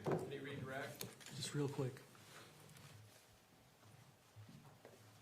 When you entered the residence, did you see a screen on the door? On the door of the residence? Yes. I don't recall. If I could show State's Exhibit 41 again. You see what do you see in this picture? Just an open doorway. Do you see a screen in front of it? No. What do you see on the right? Right. I know what I saw when I came into the residence, but I don't recall like right immediately inside. Okay. No further questions, Your Honor. Will this witness be excused? Yes. Yes, Your Thank Honor. you, officer. Call your next witness, Mr. Thomas. So we'll call Detective Nicosia. Detective Nicosia. And maybe he be excused from his subpoena, Your Honor. Any objection? No objection. You're excused, then. Officer, thank you.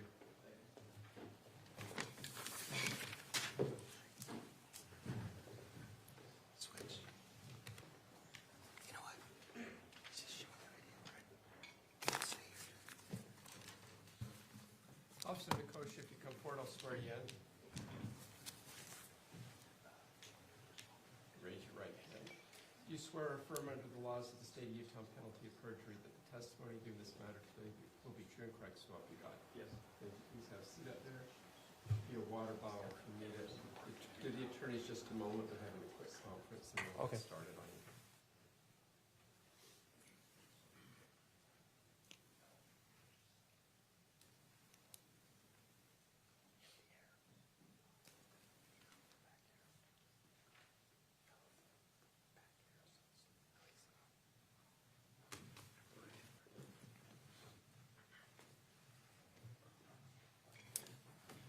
Detective Nicosia, would you please state your full name and spell your last? Wyatt Nicosia, Nicosia. And Detective Nicosia, where are you currently employed? With the American Fork Police Department. And how long have you been with them? About 7.5-ish years. How long have you been a detective? About 2 years. In order to become an officer, did you go through post? Yes. And when did you do that? Probably 7 years ago. Yeah, 7-ish years ago. And did you do any sort of particularized training to become a detective? Just in and outs of patrol work. Yeah. It's more experience-based? Yeah. Okay. What were your duties on July 12th of 2024? At the time I was called out and was asked to help with the investigation of this case. Okay. And what were your overall duties? Were you on patrol then? Were you a detective? I was in investigations. I was a detective. Okay.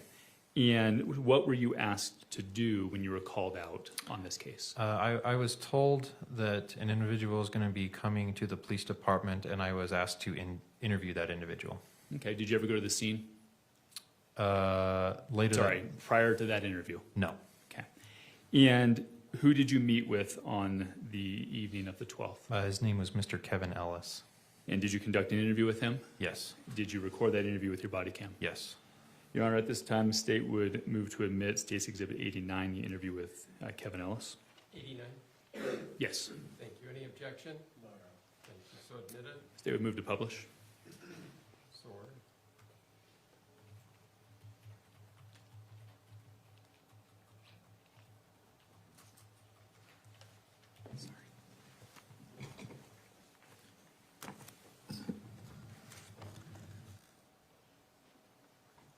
If we could pause that there for a second. I said the evening of the 12th. It looks like it might have been the early morning hours of the 13th. Is that? Yeah, it looks from like the timestamp. It was, just past midnight. Okay. And who's that individual in front of you? At the time, that was Mr. Kevin Ellis's attorney. I believe his name was Richard Bernard. Okay, thank you. Go ahead.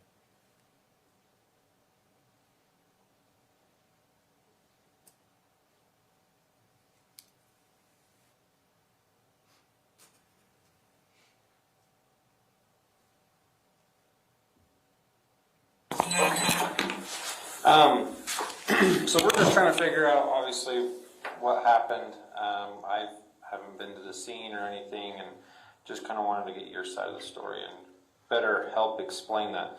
Obviously, you're here at the police department, so you're kind of being detained at the time as we're questioning and everything. So I just want to make sure you're aware of your rights. Obviously, your lawyer's already here, so and he's present with you, but I just want to make sure we got all of our bases covered. So I'm just going to read this. Doesn't mean you're under arrest or anything, just means you're aware of your rights, okay?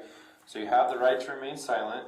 Anything you say can and will be used against you in a court of law.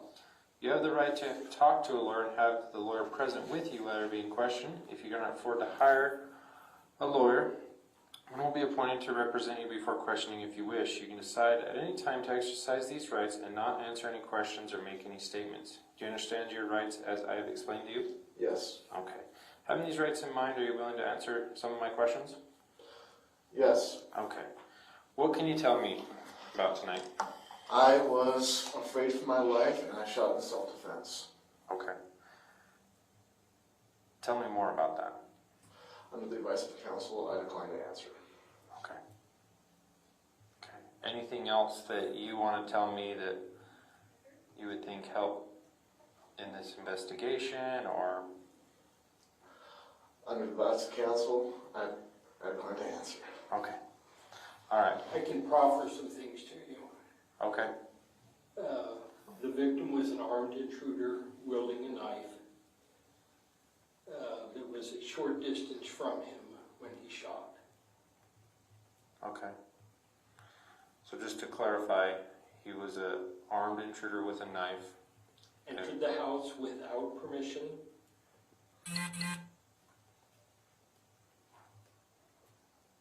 Took him and Tracey by surprise. Was clearly agitated. Was wielding a knife, and that's at the point at which he, and was to the wall, you said, was afraid for his life and shot in self-defense. Okay. And so who is, maybe some background to this, not about what happened, but who is this gentleman to you? It's his sister's husband. Okay. They have been, he and she live in California. They're having marital difficulty. Tracey invited her daughter to come to her house and have a reprieve, get away. How long had she been there? 3 weeks. The husband was making demands that she come home. Instead, drove out to California to pick her up and take her back. And that's... So, Tracey's the mom, right? Tracey's the mom. What's Okay. your sister's name? Katie. Kathryn. So sorry, just to clarify, Tracey drove out to California to pick up Kathryn? It doesn't misspeak. It was Matt drove to Utah. Matt is the victim. Matt is the deceased, correct? Okay. So Matt drove here to pick up Katie. Is that correct? Okay, and then he showed up unannounced? Picking her up is a polite way of saying it. Okay. His intent was to take her back. Period. Okay. And he showed up, entered without knocking, without ringing the doorbell, had never been to the house before, and so was essentially an armed intruder at that point. okay. And then did he have, when he entered the home, did he have the knife in hand, or did he pull the knife out when he was in the home? Go ahead and answer that.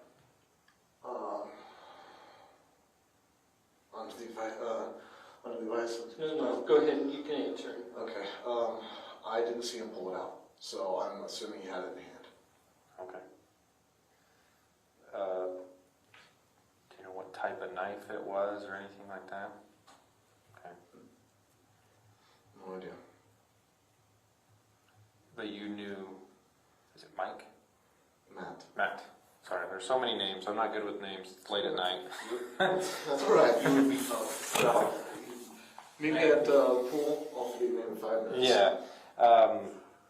Matt, and you knew what Matt looked like because it was obviously your sister's husband. Okay. Many years. Okay. Okay. But again, emphasize, he entered the home unannounced in an agitated state, wielding a weapon. Okay. And can you describe the agitated state? How was he acting? Under the advice of counsel, I declined to answer. Okay. All right. Just give me 1 second. Take two. Take 2, take 3. Takes as long as you need. Okay, I'm gonna go. We know you have a job to do. We want to help you do it and preserve his rights as well. Okay, give me a second. Thank you. Detective Nicosia, I think when we started that, it was about 12:08 in the morning. Do you remember what time Kevin arrived to the police station? I couldn't recall that. I know when he did arrive, we put him in the interview room, and then his attorney showed up shortly after, and then met with Kevin. But I couldn't give you an exact time on what time he arrived. You know approximately how long he met with Kevin prior to you interviewing him? I couldn't even. And that's, if you can't, you can't. Yeah, I couldn't give you a time on that, sorry. Did you take other steps? Did you have any other roles in investigating this case? I did, yes. What was your next step? After that night, it was a few days following that is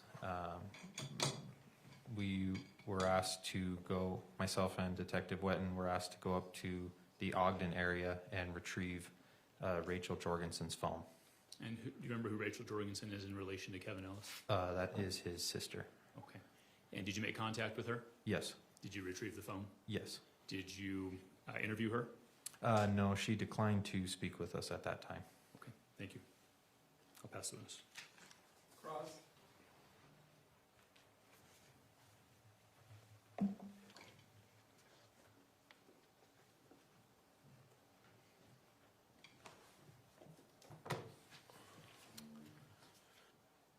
Just to be clear, Officer Nicosia. Okay.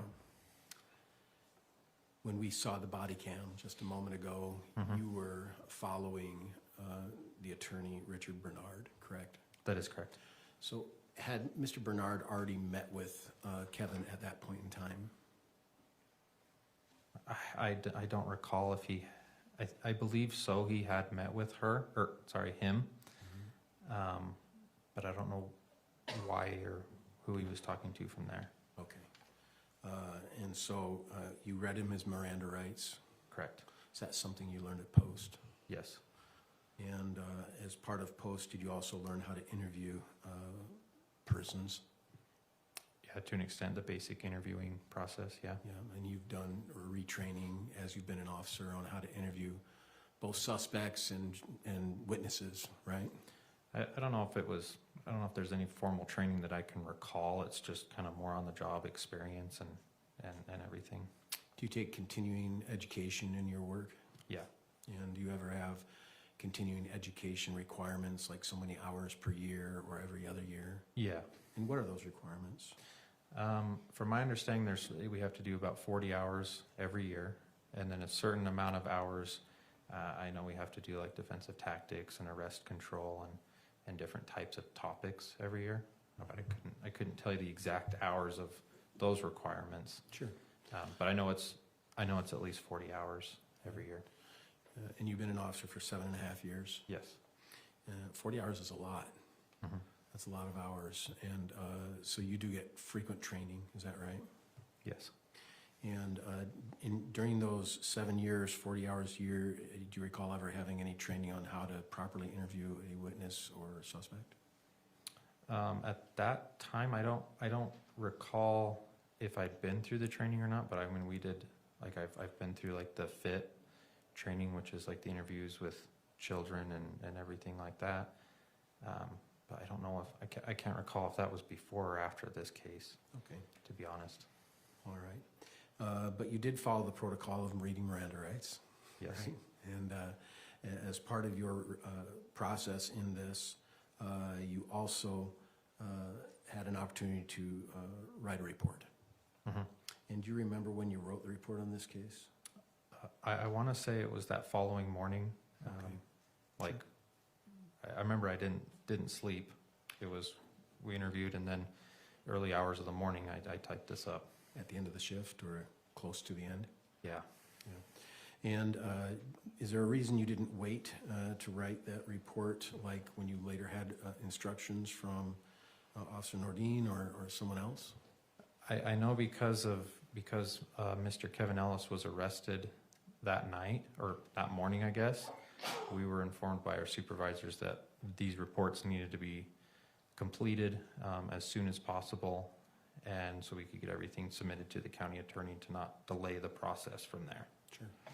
In your training, are you told to write reports shortly after events? Yes. Yeah. Are you encouraged to write them for better memory? Yes. Is that your training, that the closer to the event you write your report, the better you have a memory of it? Mm-hmm. And with my own experience as well, right? If we wait too long, it's like I don't remember anything. So it's sort of a natural thing, isn't Yep. it? Yeah.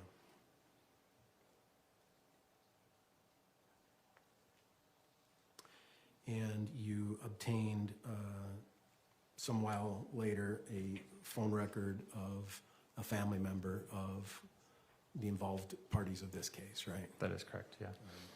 I have no further questions. Thank you. Thank you. Redirect.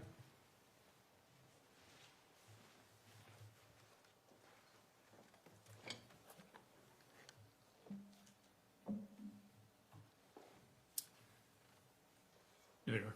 Thank you. Can this officer be excused? Please, and if you could be released from subpoena. No. Thank you, officer. You're free to go. Thank you. Next, Mr. Brown. State will call Officer Colton Frafton. Colton who? Frafton. Thank you.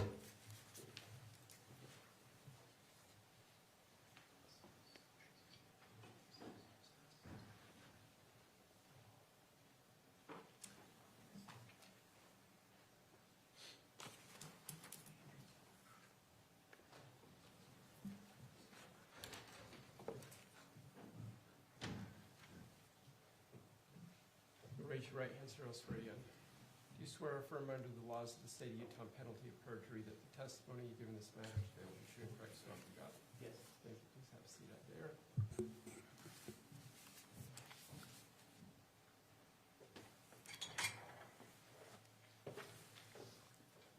May have identified you as Officer Colton Frafton. Is it detective? It's officer now, yeah. Okay, Officer Frafton. Would you please state your full name and spell your first and last? It's Colton Fraughton, Kolten Fraughton. And Officer Frafton, how are you currently employed? I'm employed with American Fork Police Department. In what capacity? As a K-9 officer on patrol. And how long have you been with American Fork? 8 years. Have you been an officer longer than that, or is that your entire? That's my entire career. Okay. Did you go through post? Yes, I did. Obviously graduated. Yes, I did. In July of 2024, were you also a patrol officer? No, I was a detective. And what were your assignments as a detective in July of 2024? I was a SVU detective, and then just anything that came across my desk, I would work. Okay, and SVU, what is that an acronym? Yes, it is. What's it an acronym for? Special Victims Unit. Okay, thank you. And was that your assignment on July 12th of 2024? It was, but I was called to assist in another case. Okay, and did that case involve Kevin Ellis? Yes, it did. What assignments did you receive on July 12th of 2024? I got a call pretty late at night, just to assist patrol in a case that they were working. I arrived at 114 South 92 East, I believe. And I was asked to transport Tracey Grist to the American Fork Police Department. Okay, and did you do that? Yes, I did. And upon arriving at the police station, what did you do? After that, I was asked to interview her just on what had happened that night. Okay, and did you do that? Yes, I did. Did you wear a body cam during your interactions with Ms. Grist? Yes, I did. And did that accurately capture your interactions with Ms. Grist? Yes, it does. Have you reviewed it since that time? Yes, I have.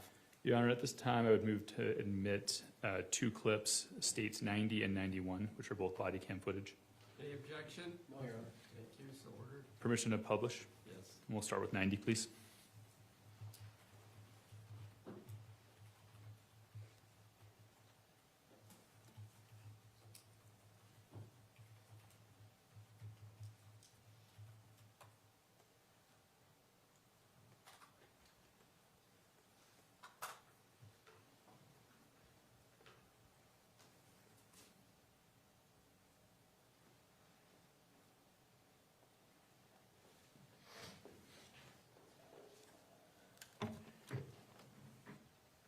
My supervisor did tell me just for the meantime, did want us to take your phone just for right now. So again, we'll get it back once we're done, if you need to make a phone call, so we'll give it to you. So, I know that you had mentioned that you may want to talk to a lawyer friend that you have. So let me just give you your rights again. Doesn't mean you're in trouble. Doesn't mean you're under arrest. Okay.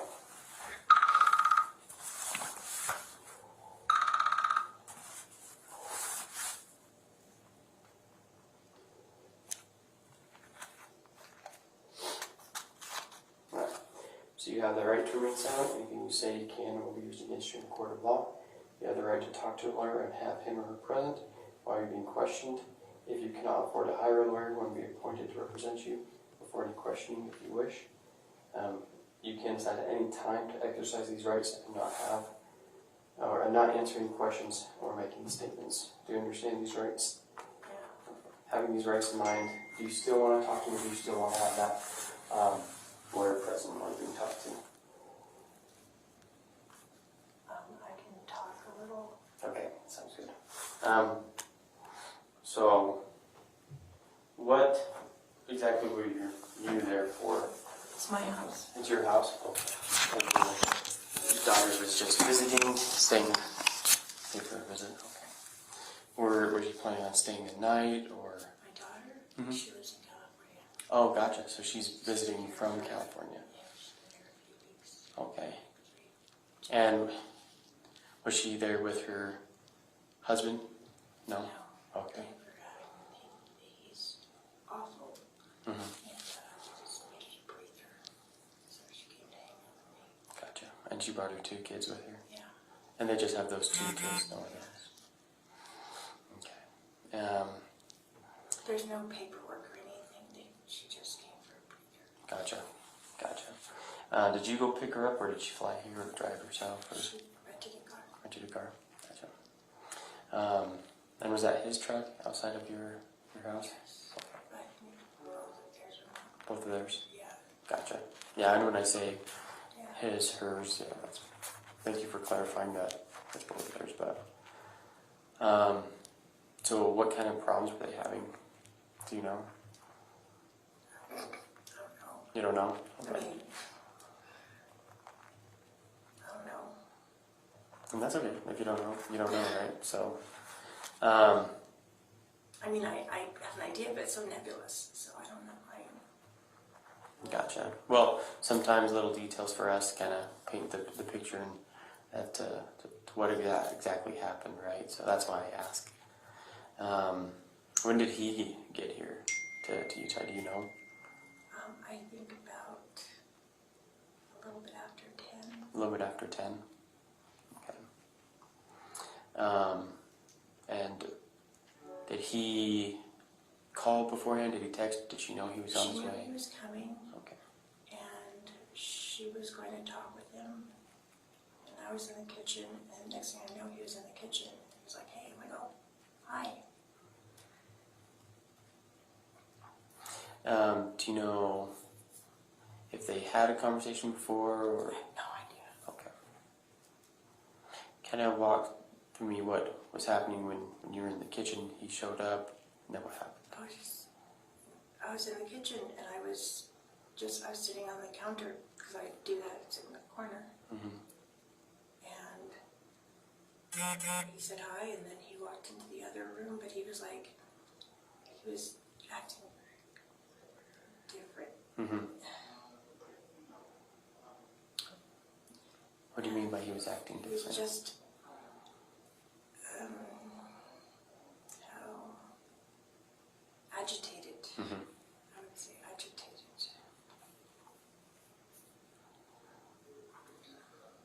What happened after that, after he walked away? He walked away. Mm-hmm. He said, "Is Katie upstairs?" And I said, "Yeah, she'll come down." That's the last. I heard gunshots.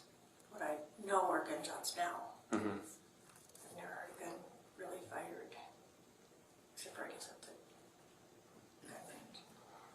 Okay. And what were you doing when you heard the gunshots? Just sitting on the counter. Just in the same spot when he walked in? Yeah. Okay. Well, what did you do after you heard the gunshots? I ran into the bottom of the stairs to go check on my daughter because Mm-hmm. I thought something might happen to my daughter. Gotcha. And what did you see when you went down the She stairs? was on the ground, laying down, face down.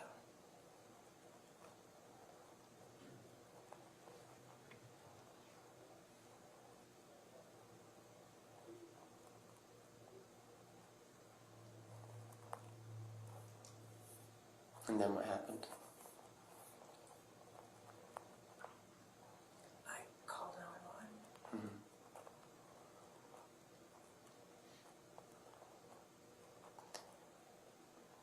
What was your daughter doing all when you came downstairs? When I came down, what? Yeah, when you came I down the went stairs. upstairs. Oh, sorry, my apologies. I misunderstood. Do you know who this is?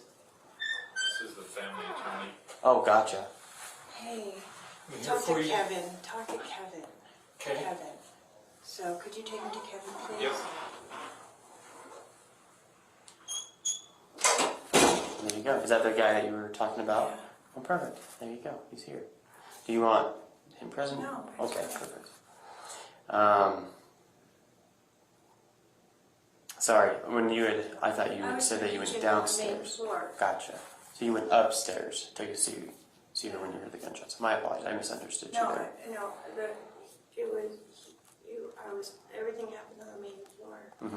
I was in the kitchen, I went in the hallway, and then I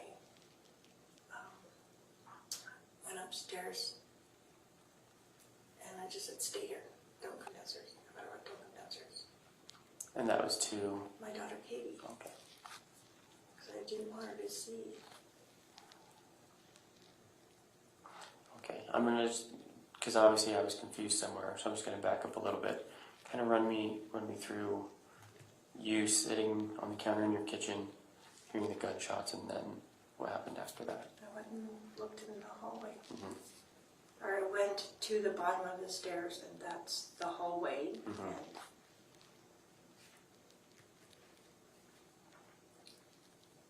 I don't know what else happened. So after you went to the bottom of the stairs, then you went upstairs and Yeah, and told your daughter. she said, "What happened?" I said, "Stay here. Just don't come downstairs, please. Don't come downstairs. Please don't come downstairs." I didn't want her downstairs. And then what happened? I don't know.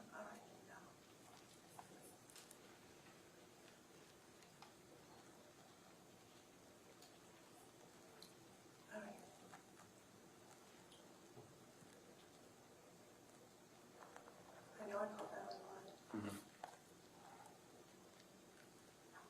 And they asked if I do CPR, and I was just looking at him on the ground. then the doorbell rang. Mm-hmm. Because I think the neighbor upstairs, Caitlin, heard a noise because she asked me if I was okay. So when I went to call, she said, "Is everything okay?" So.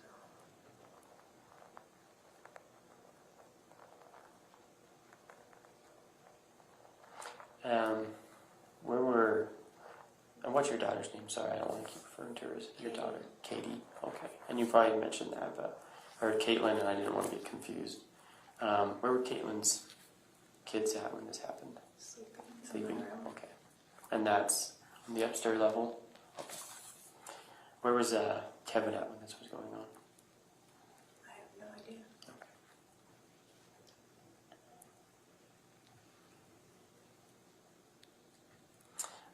Well, thank you for kind of letting me know on your side of things what was going on. So I'll step out, and if we have more questions for you, I'll let you know, okay? Okay, thanks.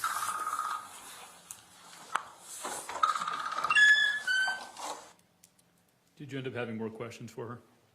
Yes, I did. So did you go back in? Yes, I did. Permission to publish States 91.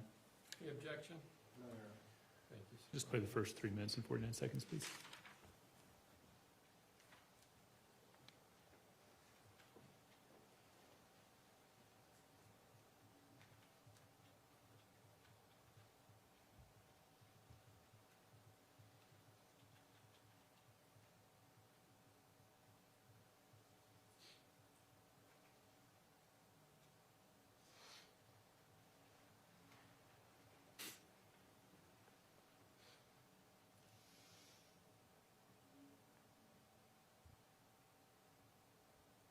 And pause it now, there for a second.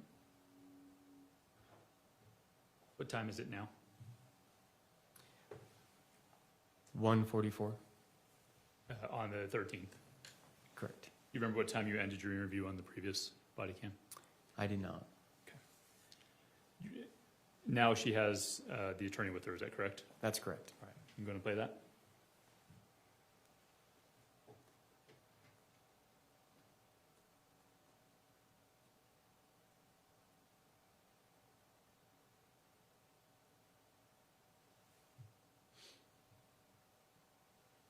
There should be audio.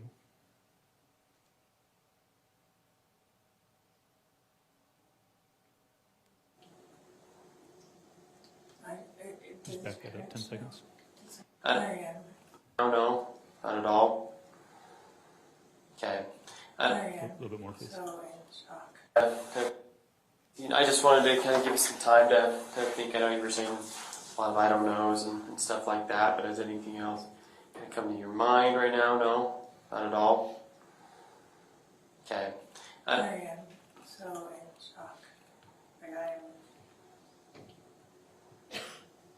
Like did his parents know? Did someone call his parents? I assume someone has at this point. I've only been here with you, to be honest, so all that information I don't even know myself. The only information I know is kind of what you've told me, and then that's about it. So. Or is Katie here too? I believe she is, and with her kids came with her, yeah, so they're not alone by themselves. Where's Rory? Rory went to Rachel's house. In Ogden? Uh-huh. Okay. I don't even know. Is that another one of the kids? Rory's my daughter, Rachel's my other daughter. Gotcha. Okay. So just to be like candid, I kind of feel like you do know a little bit more than you're letting on. Nope. Okay. It was, he appeared, and I was in the kitchen. And I guess I'm more talking about with kind of stuff with Kevin. With Kevin? Mm-hmm. Nope. Not at all? No idea where he was. No. Okay. Okay, well again, honesty it's the best policy when it telling comes to I almost know us. nothing. Okay. She schools me on being honest. Well, good. We always need someone looking after each other, right? To be honest and forthright, right? So, and again, that's just kind of the vibe that I'm getting. So. And I've told her that the most important thing is to be honest and truthful, and we can decline to answer if we want to, and she will do that, but she's not, so far as I know, withholding anything. Gotcha. Okay. Well, I just wanted to come in here and see if you did remember anything, because again, like I said, I know you were saying like a lot of I don't knows, and so I just wanted to see if you remembered anything else and talk you with a little bit, but nothing comes to mind at all. I interacted with Matt for like maybe 3 seconds. And I didn't see Kevin, and Matt went around the corner, and by the time I got, I don't even know, I didn't see anything, all I heard was noise. What were the noises that you were hearing? The shots. That was the only noises? There was no conversation, no confrontation at all? Not that I heard. Okay. Gotcha. Have you been to the house? Do you know the layout? I haven't. So I got to the house, but I never went in. Okay. The most I did was walk up to Tracey and say, hey, they want me to take you to the police department. That was about it. Okay. So literally bare minimum as far as information from you goes. So, okay. All right. Well, that's all that I wanted to ask. So if you want to go back, that's fine. Kevin, hang out or Kevin, he's just exhausted. I'll leave him alone for a minute and let him close his eyes, and I'll walk back down there in a few minutes and just visit with Tracey. Not a problem. Thanks. We're not recording, are we? We were, just because I was in the. Did you do anything else that evening? No, I did not. Well, yes, I did. Sorry. No more interviews, though, right? What's that? No additional interviews. No additional interviews. What additional things did you do? I collected DNA from Tracey, Kevin, and Caitlin. And how did you do that? We have buccal swabs. It's just where we stick a little like Q-tip in their mouth to get DNA that way, and collected fingernails with clippers. Did you take any other steps in this investigation as the days progressed? Yes, I did. What else were you assigned to do? On the 17th, we went back with a warrant, collected a couple more electronics. The day after, on the 18th, we had another warrant to seize a AirTag, which we found that was on the truck that was at the house belonging to Caitlin and her husband. And then later in October, I went to. Well, let's go with the 18th for a second before we move on. Did you perform a search of the truck consistent with that warrant? Yes, I did. Did you have your body cam rolling while you performed that search? Yes, I did. State would move to admit State's Exhibit 92. Any objection? There's a short clip from that search. Would you please publish 92? Okay, go ahead. Oh, sorry. No, go ahead. Is this your body cam we're watching? Yes, it is.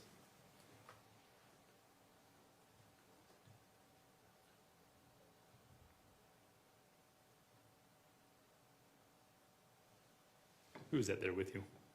That is Detective Wetton. Thank you.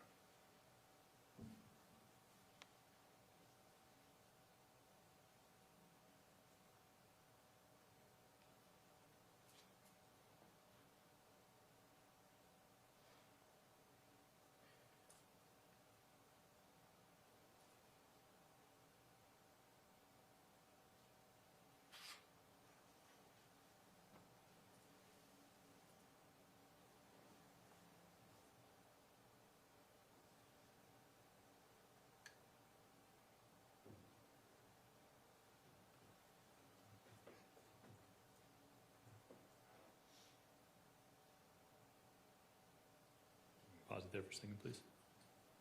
What is that? What is the video depicting right now? That is me holding the AirTag. And where was it found? In a little, I don't know if it was a trash bin or just a container, a little felt container that they had in the truck. Okay, was it at the bottom of it? Yes, it was. Okay. Did that end your involvement for the initial arrest of Kevin Ellis? Yes. Did you eventually participate further in this investigation? Yes, I did. What additional steps did you take? In October, we received another warrant to arrest Tracey Grist. And anybody else? Not as far as I was concerned. No. You were only assigned to one warrant? Yes, I was. Okay, thanks. Pass witness. Cross?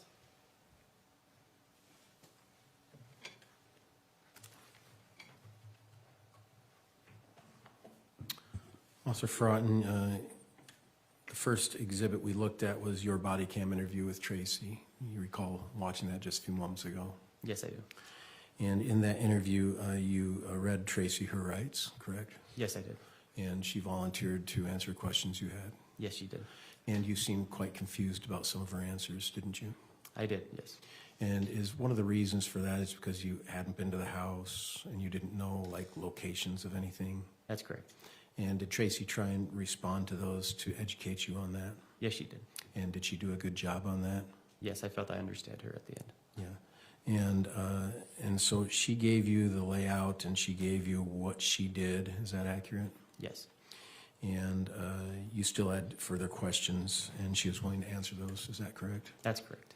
The second interview on your body cam, her attorney was present, right? That's correct. And she offered to speak with her attorney present, didn't she? Yes, she did. And the first thing you said to her virtually was that you felt she was holding things back, right? That's correct. Is that because you didn't understand?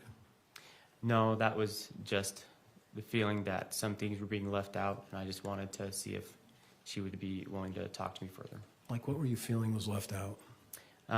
Just, again, a lot of her answers just were, I don't know, that she couldn't remember, so I was hoping that the time frame given could help her jog her memory, or just that the feeling I was getting from her was that she was leaving some information out. Like what? Just kind of what I was talking about, like what was happening with Kevin, where he was at, and why. Over there. Yeah. Here. Well, So I'm engaging you in examination? that's right? correct. So, I'm just addressing the jury, so. okay. I'll move over here.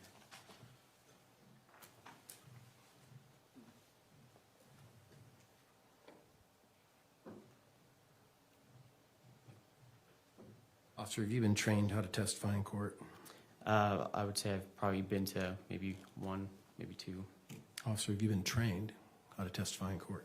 Like I said, I've been to probably one or two trainings. Okay. And you keep avoiding my eye contact, and you keep making contact with the jury, and is that something you're trained to do? Yeah, when the trainings that I've gone to say to address the jury when asked questions. And why is that? That's just what they tell you to do. So they tell you not to address the person who you're engaging with a conversation. You're not going to object to relevance. I think it's relevant. We'll allow, but I think you kind of beat that horse to death. All right, I'll let the horse go then, Judge.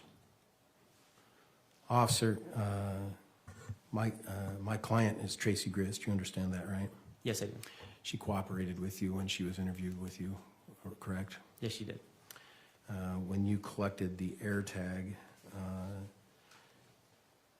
you found it from a canvas bag that was in the truck, right? That's correct. And then when you arrested Tracey, did she cooperate with you? Did she run? Did she flee? Did she try to do anything like that? When we I'm sorry, opened did the she door, run? Did she flee? That's what I'm getting to. When we opened the door, she did run up the stairs, and she was told to stop. So she was going upstairs? That's correct. Okay. Was there an exit upstairs? Not that I'm aware, no. Okay. And was Kate living at that house at the same time? It was at a different apartment in, I believe, Salt Lake County. Okay.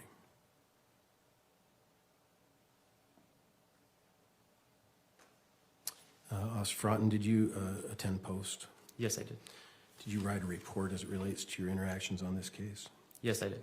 And on your first interaction, which was July 13th, early in the morning, did you write a report that day before your shift was over?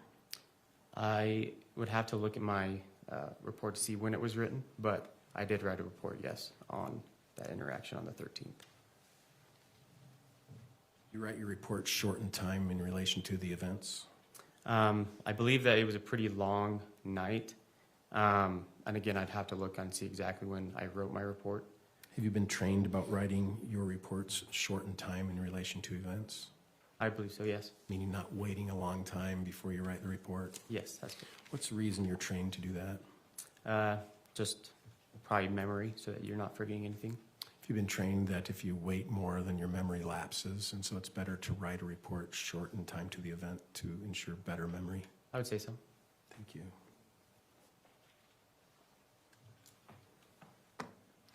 One more, Officer Frafton. I just want to look at my notes. 1 second.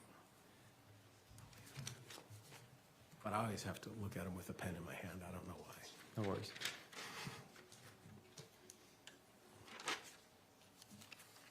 And you've been an officer 8 years? That's correct.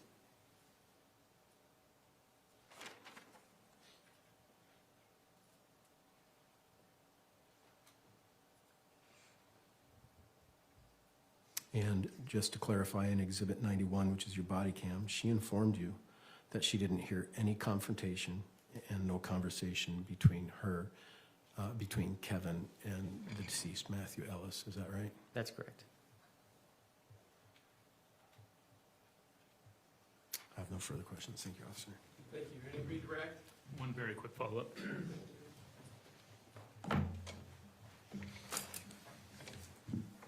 When writing your report, do you have any tools available to you to refresh your memory?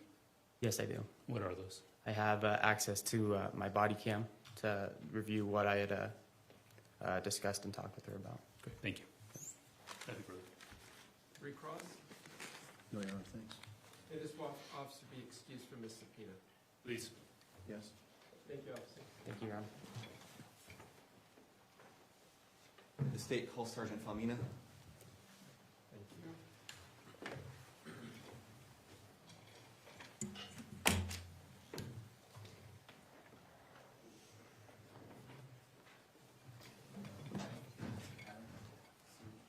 Yeah, sure.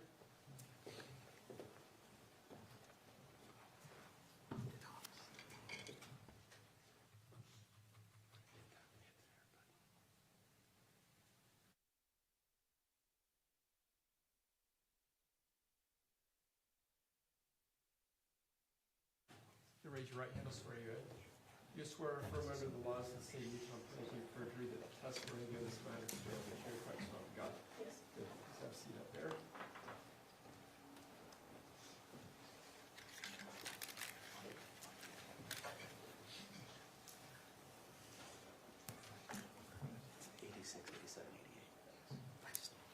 Good afternoon, Sergeant. How are you? Good. Would you please introduce yourself to the jury by telling them your name and where you're employed? Yes, my name is Jen Famina, and I'm employed with the Utah Department of Public Safety. Would you mind spelling your last name for the record? Yes, of course. It is spelled Faumuna. How long have you been a law enforcement officer? I've been an officer now for 13 years. And what degrees do you hold? I hold a bachelor's degree as well as a master's degree from Weber State University. Okay. And what is your job title? Yeah. My job title is I am a sergeant within our State Bureau of Investigation. And if I call State Bureau of Investigation SBI, are we good with that term? Yes. Okay. What is your role at SBI? What do you do? Yeah, so I supervise a team. We oversee threats, but some of the things I do, I also oversee our evidence response team as well as our 3D scanning team. Is the 3D scanning team related to the Faro technology? Yes, it is. And do you have specialized training to work with Faro? Yes. And what would be your experience level with Faro technology? Yeah, so I've been trained as a user for this technology as well as I'm also trained as a certified instructor for it. Thank you. Could you explain to the jury what a Faro scan is? Yeah, you bet. So a Faro scanner, what it is, it's like a really big, or I wouldn't say big, but it's a high precision 3D device that's placed on a tripod. And with this device, it acts similar to like a flashlight. So when you have a flashlight, you know, it's gonna illuminate things. But with this scanner instead, what it's doing, it's actually capturing what it can see, but it can only capture whatever it's, what is in their line of sight. And so once it captures all that, it's then able to create basically a 3D digital version of the scene. But however, like I said, it's only within the line of sight. So for example, if we're to capture this courtroom here, what we'll do is that we'll actually move that scanner to other areas within this courtroom, so that it can capture things that were not, I guess, were out of view or were blocked in some way from other locations. And with the points, or with what it's capturing, it is then able to be combined together to create this final product, of what we like to call a 3D digital version of a scene, so that it allows others to see it as well as view it as it existed at the time it was captured. Okay, so to summarize, it's essentially a scanner that uses light to scan a 3D space, creates a data set that you can then use to create a digital replica in 3D of the scene at the time that it was scanned. Yes. Okay. I want to direct your attention to the night of July 12th, possibly the early morning of July 13th. Was SBI asked to assist American Fork PD on that day? Yes, they were. Specifically, were they asked to assist with performing one of these Faro scans? Yes. Did officers go out and use a Faro scanner to scan the scene? Yes, they did. And was a digital replica created thereafter? Yes. And who created that digital replica? I did. And to just be very clear, the digital replica is up the point in time where the scan is made. Is that right? Yes, that's correct. So if the police or paramedics or anyone else has already been through the scene, we're capturing the scene after that has happened. Well, I'm sorry. If the scan has happened after police or paramedics have come through the scene, we're capturing at the point in time of scan, even if it's after all that. Yes. Okay. In the context of a Faro scan, what's a flyby? A flyby is basically like the visual walkthrough of the scene, but instead you can view it on your phone or computer instead of actually being there. State moves into evidence exhibit 86, the flyby of this case. Any objection? No, Your Honor. So ordered, thank you. Publish to the jury, please. And play when it's on their screen. Okay, go ahead.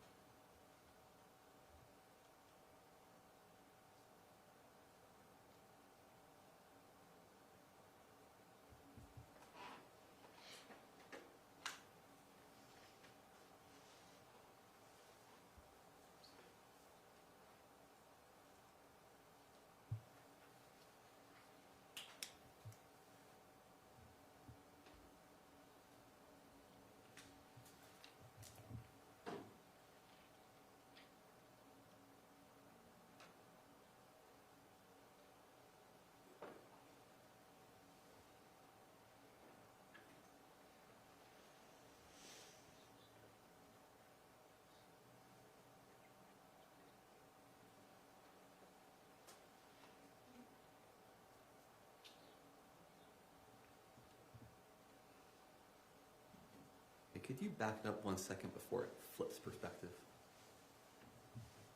Yeah, right there is fine.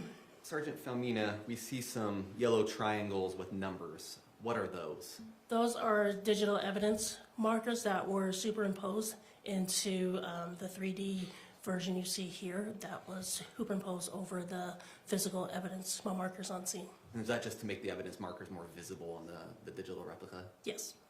And I see a black box here. What is that? That black box is just, it's covering the decedent.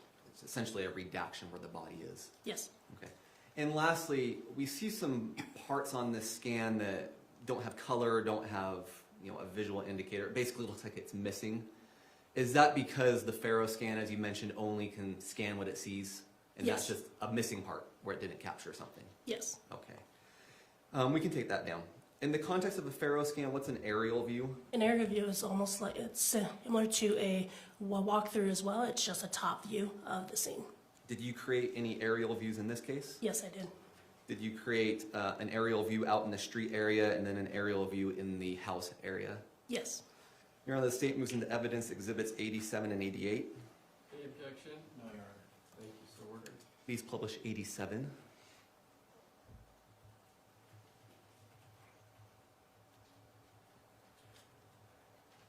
Okay. What is Exhibit 87? This is the top view of the residence as well as the street view. Okay. And then please move to 88. And what is 88? This is the top view of the residence. And are these the same evidence markers in black box for the body? Yes. Thank you. Nothing further, Judge. Cross. Thank you, Ms. Hickman. Thank you. May we release the witness from the subpoena? Any objection? No objection. Thank you. Can we take a break real quick, Your Honor? Yes, let me talk with both of you, so let's take a brief recess for the jury. All rise for the jury.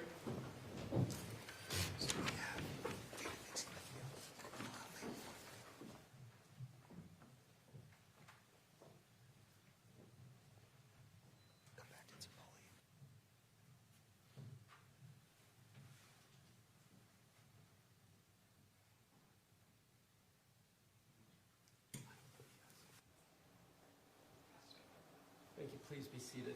Can I see two of you up here? Just Basically, yeah.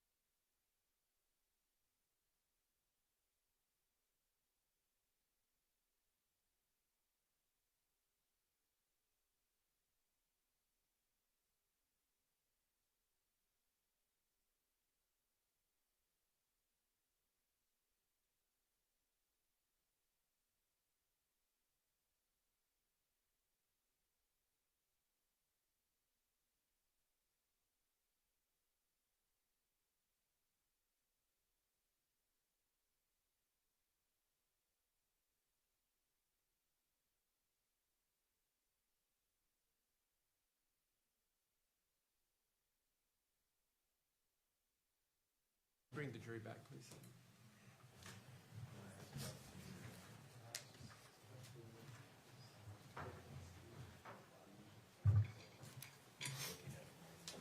So we're back on the record matter, State versus Grist, 24110-770. We're bringing the jury back for a recess for the evening.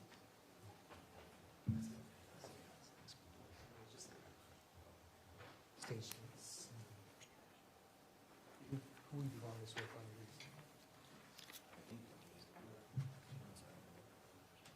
these? All rise for the jury.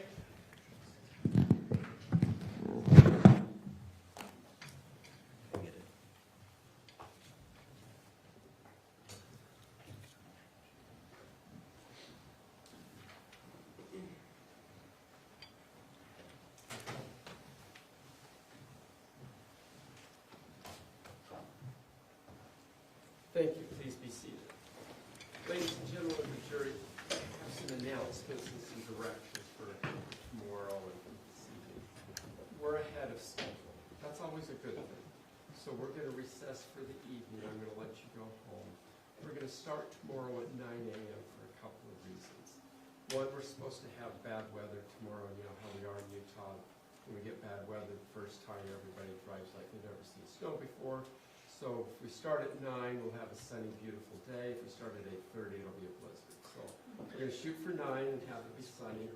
Also tomorrow, we're going to have an extra hearing. I think we've got an extra trial going on, and just it's going to be a very crowded courtroom or courthouse tomorrow. There's going to be extra security, maybe extra media present.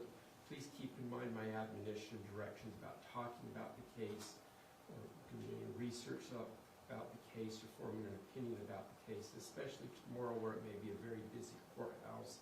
If anybody approaches you to talk to you about anything, please tell them no, and then inform one of my bailiffs or my judicial assistant immediately. This admonition is critical for everybody, so please follow through with that. We'll see you at 9 a.m. in the morning, and we'll be in recess for the evening. All rise for the jury.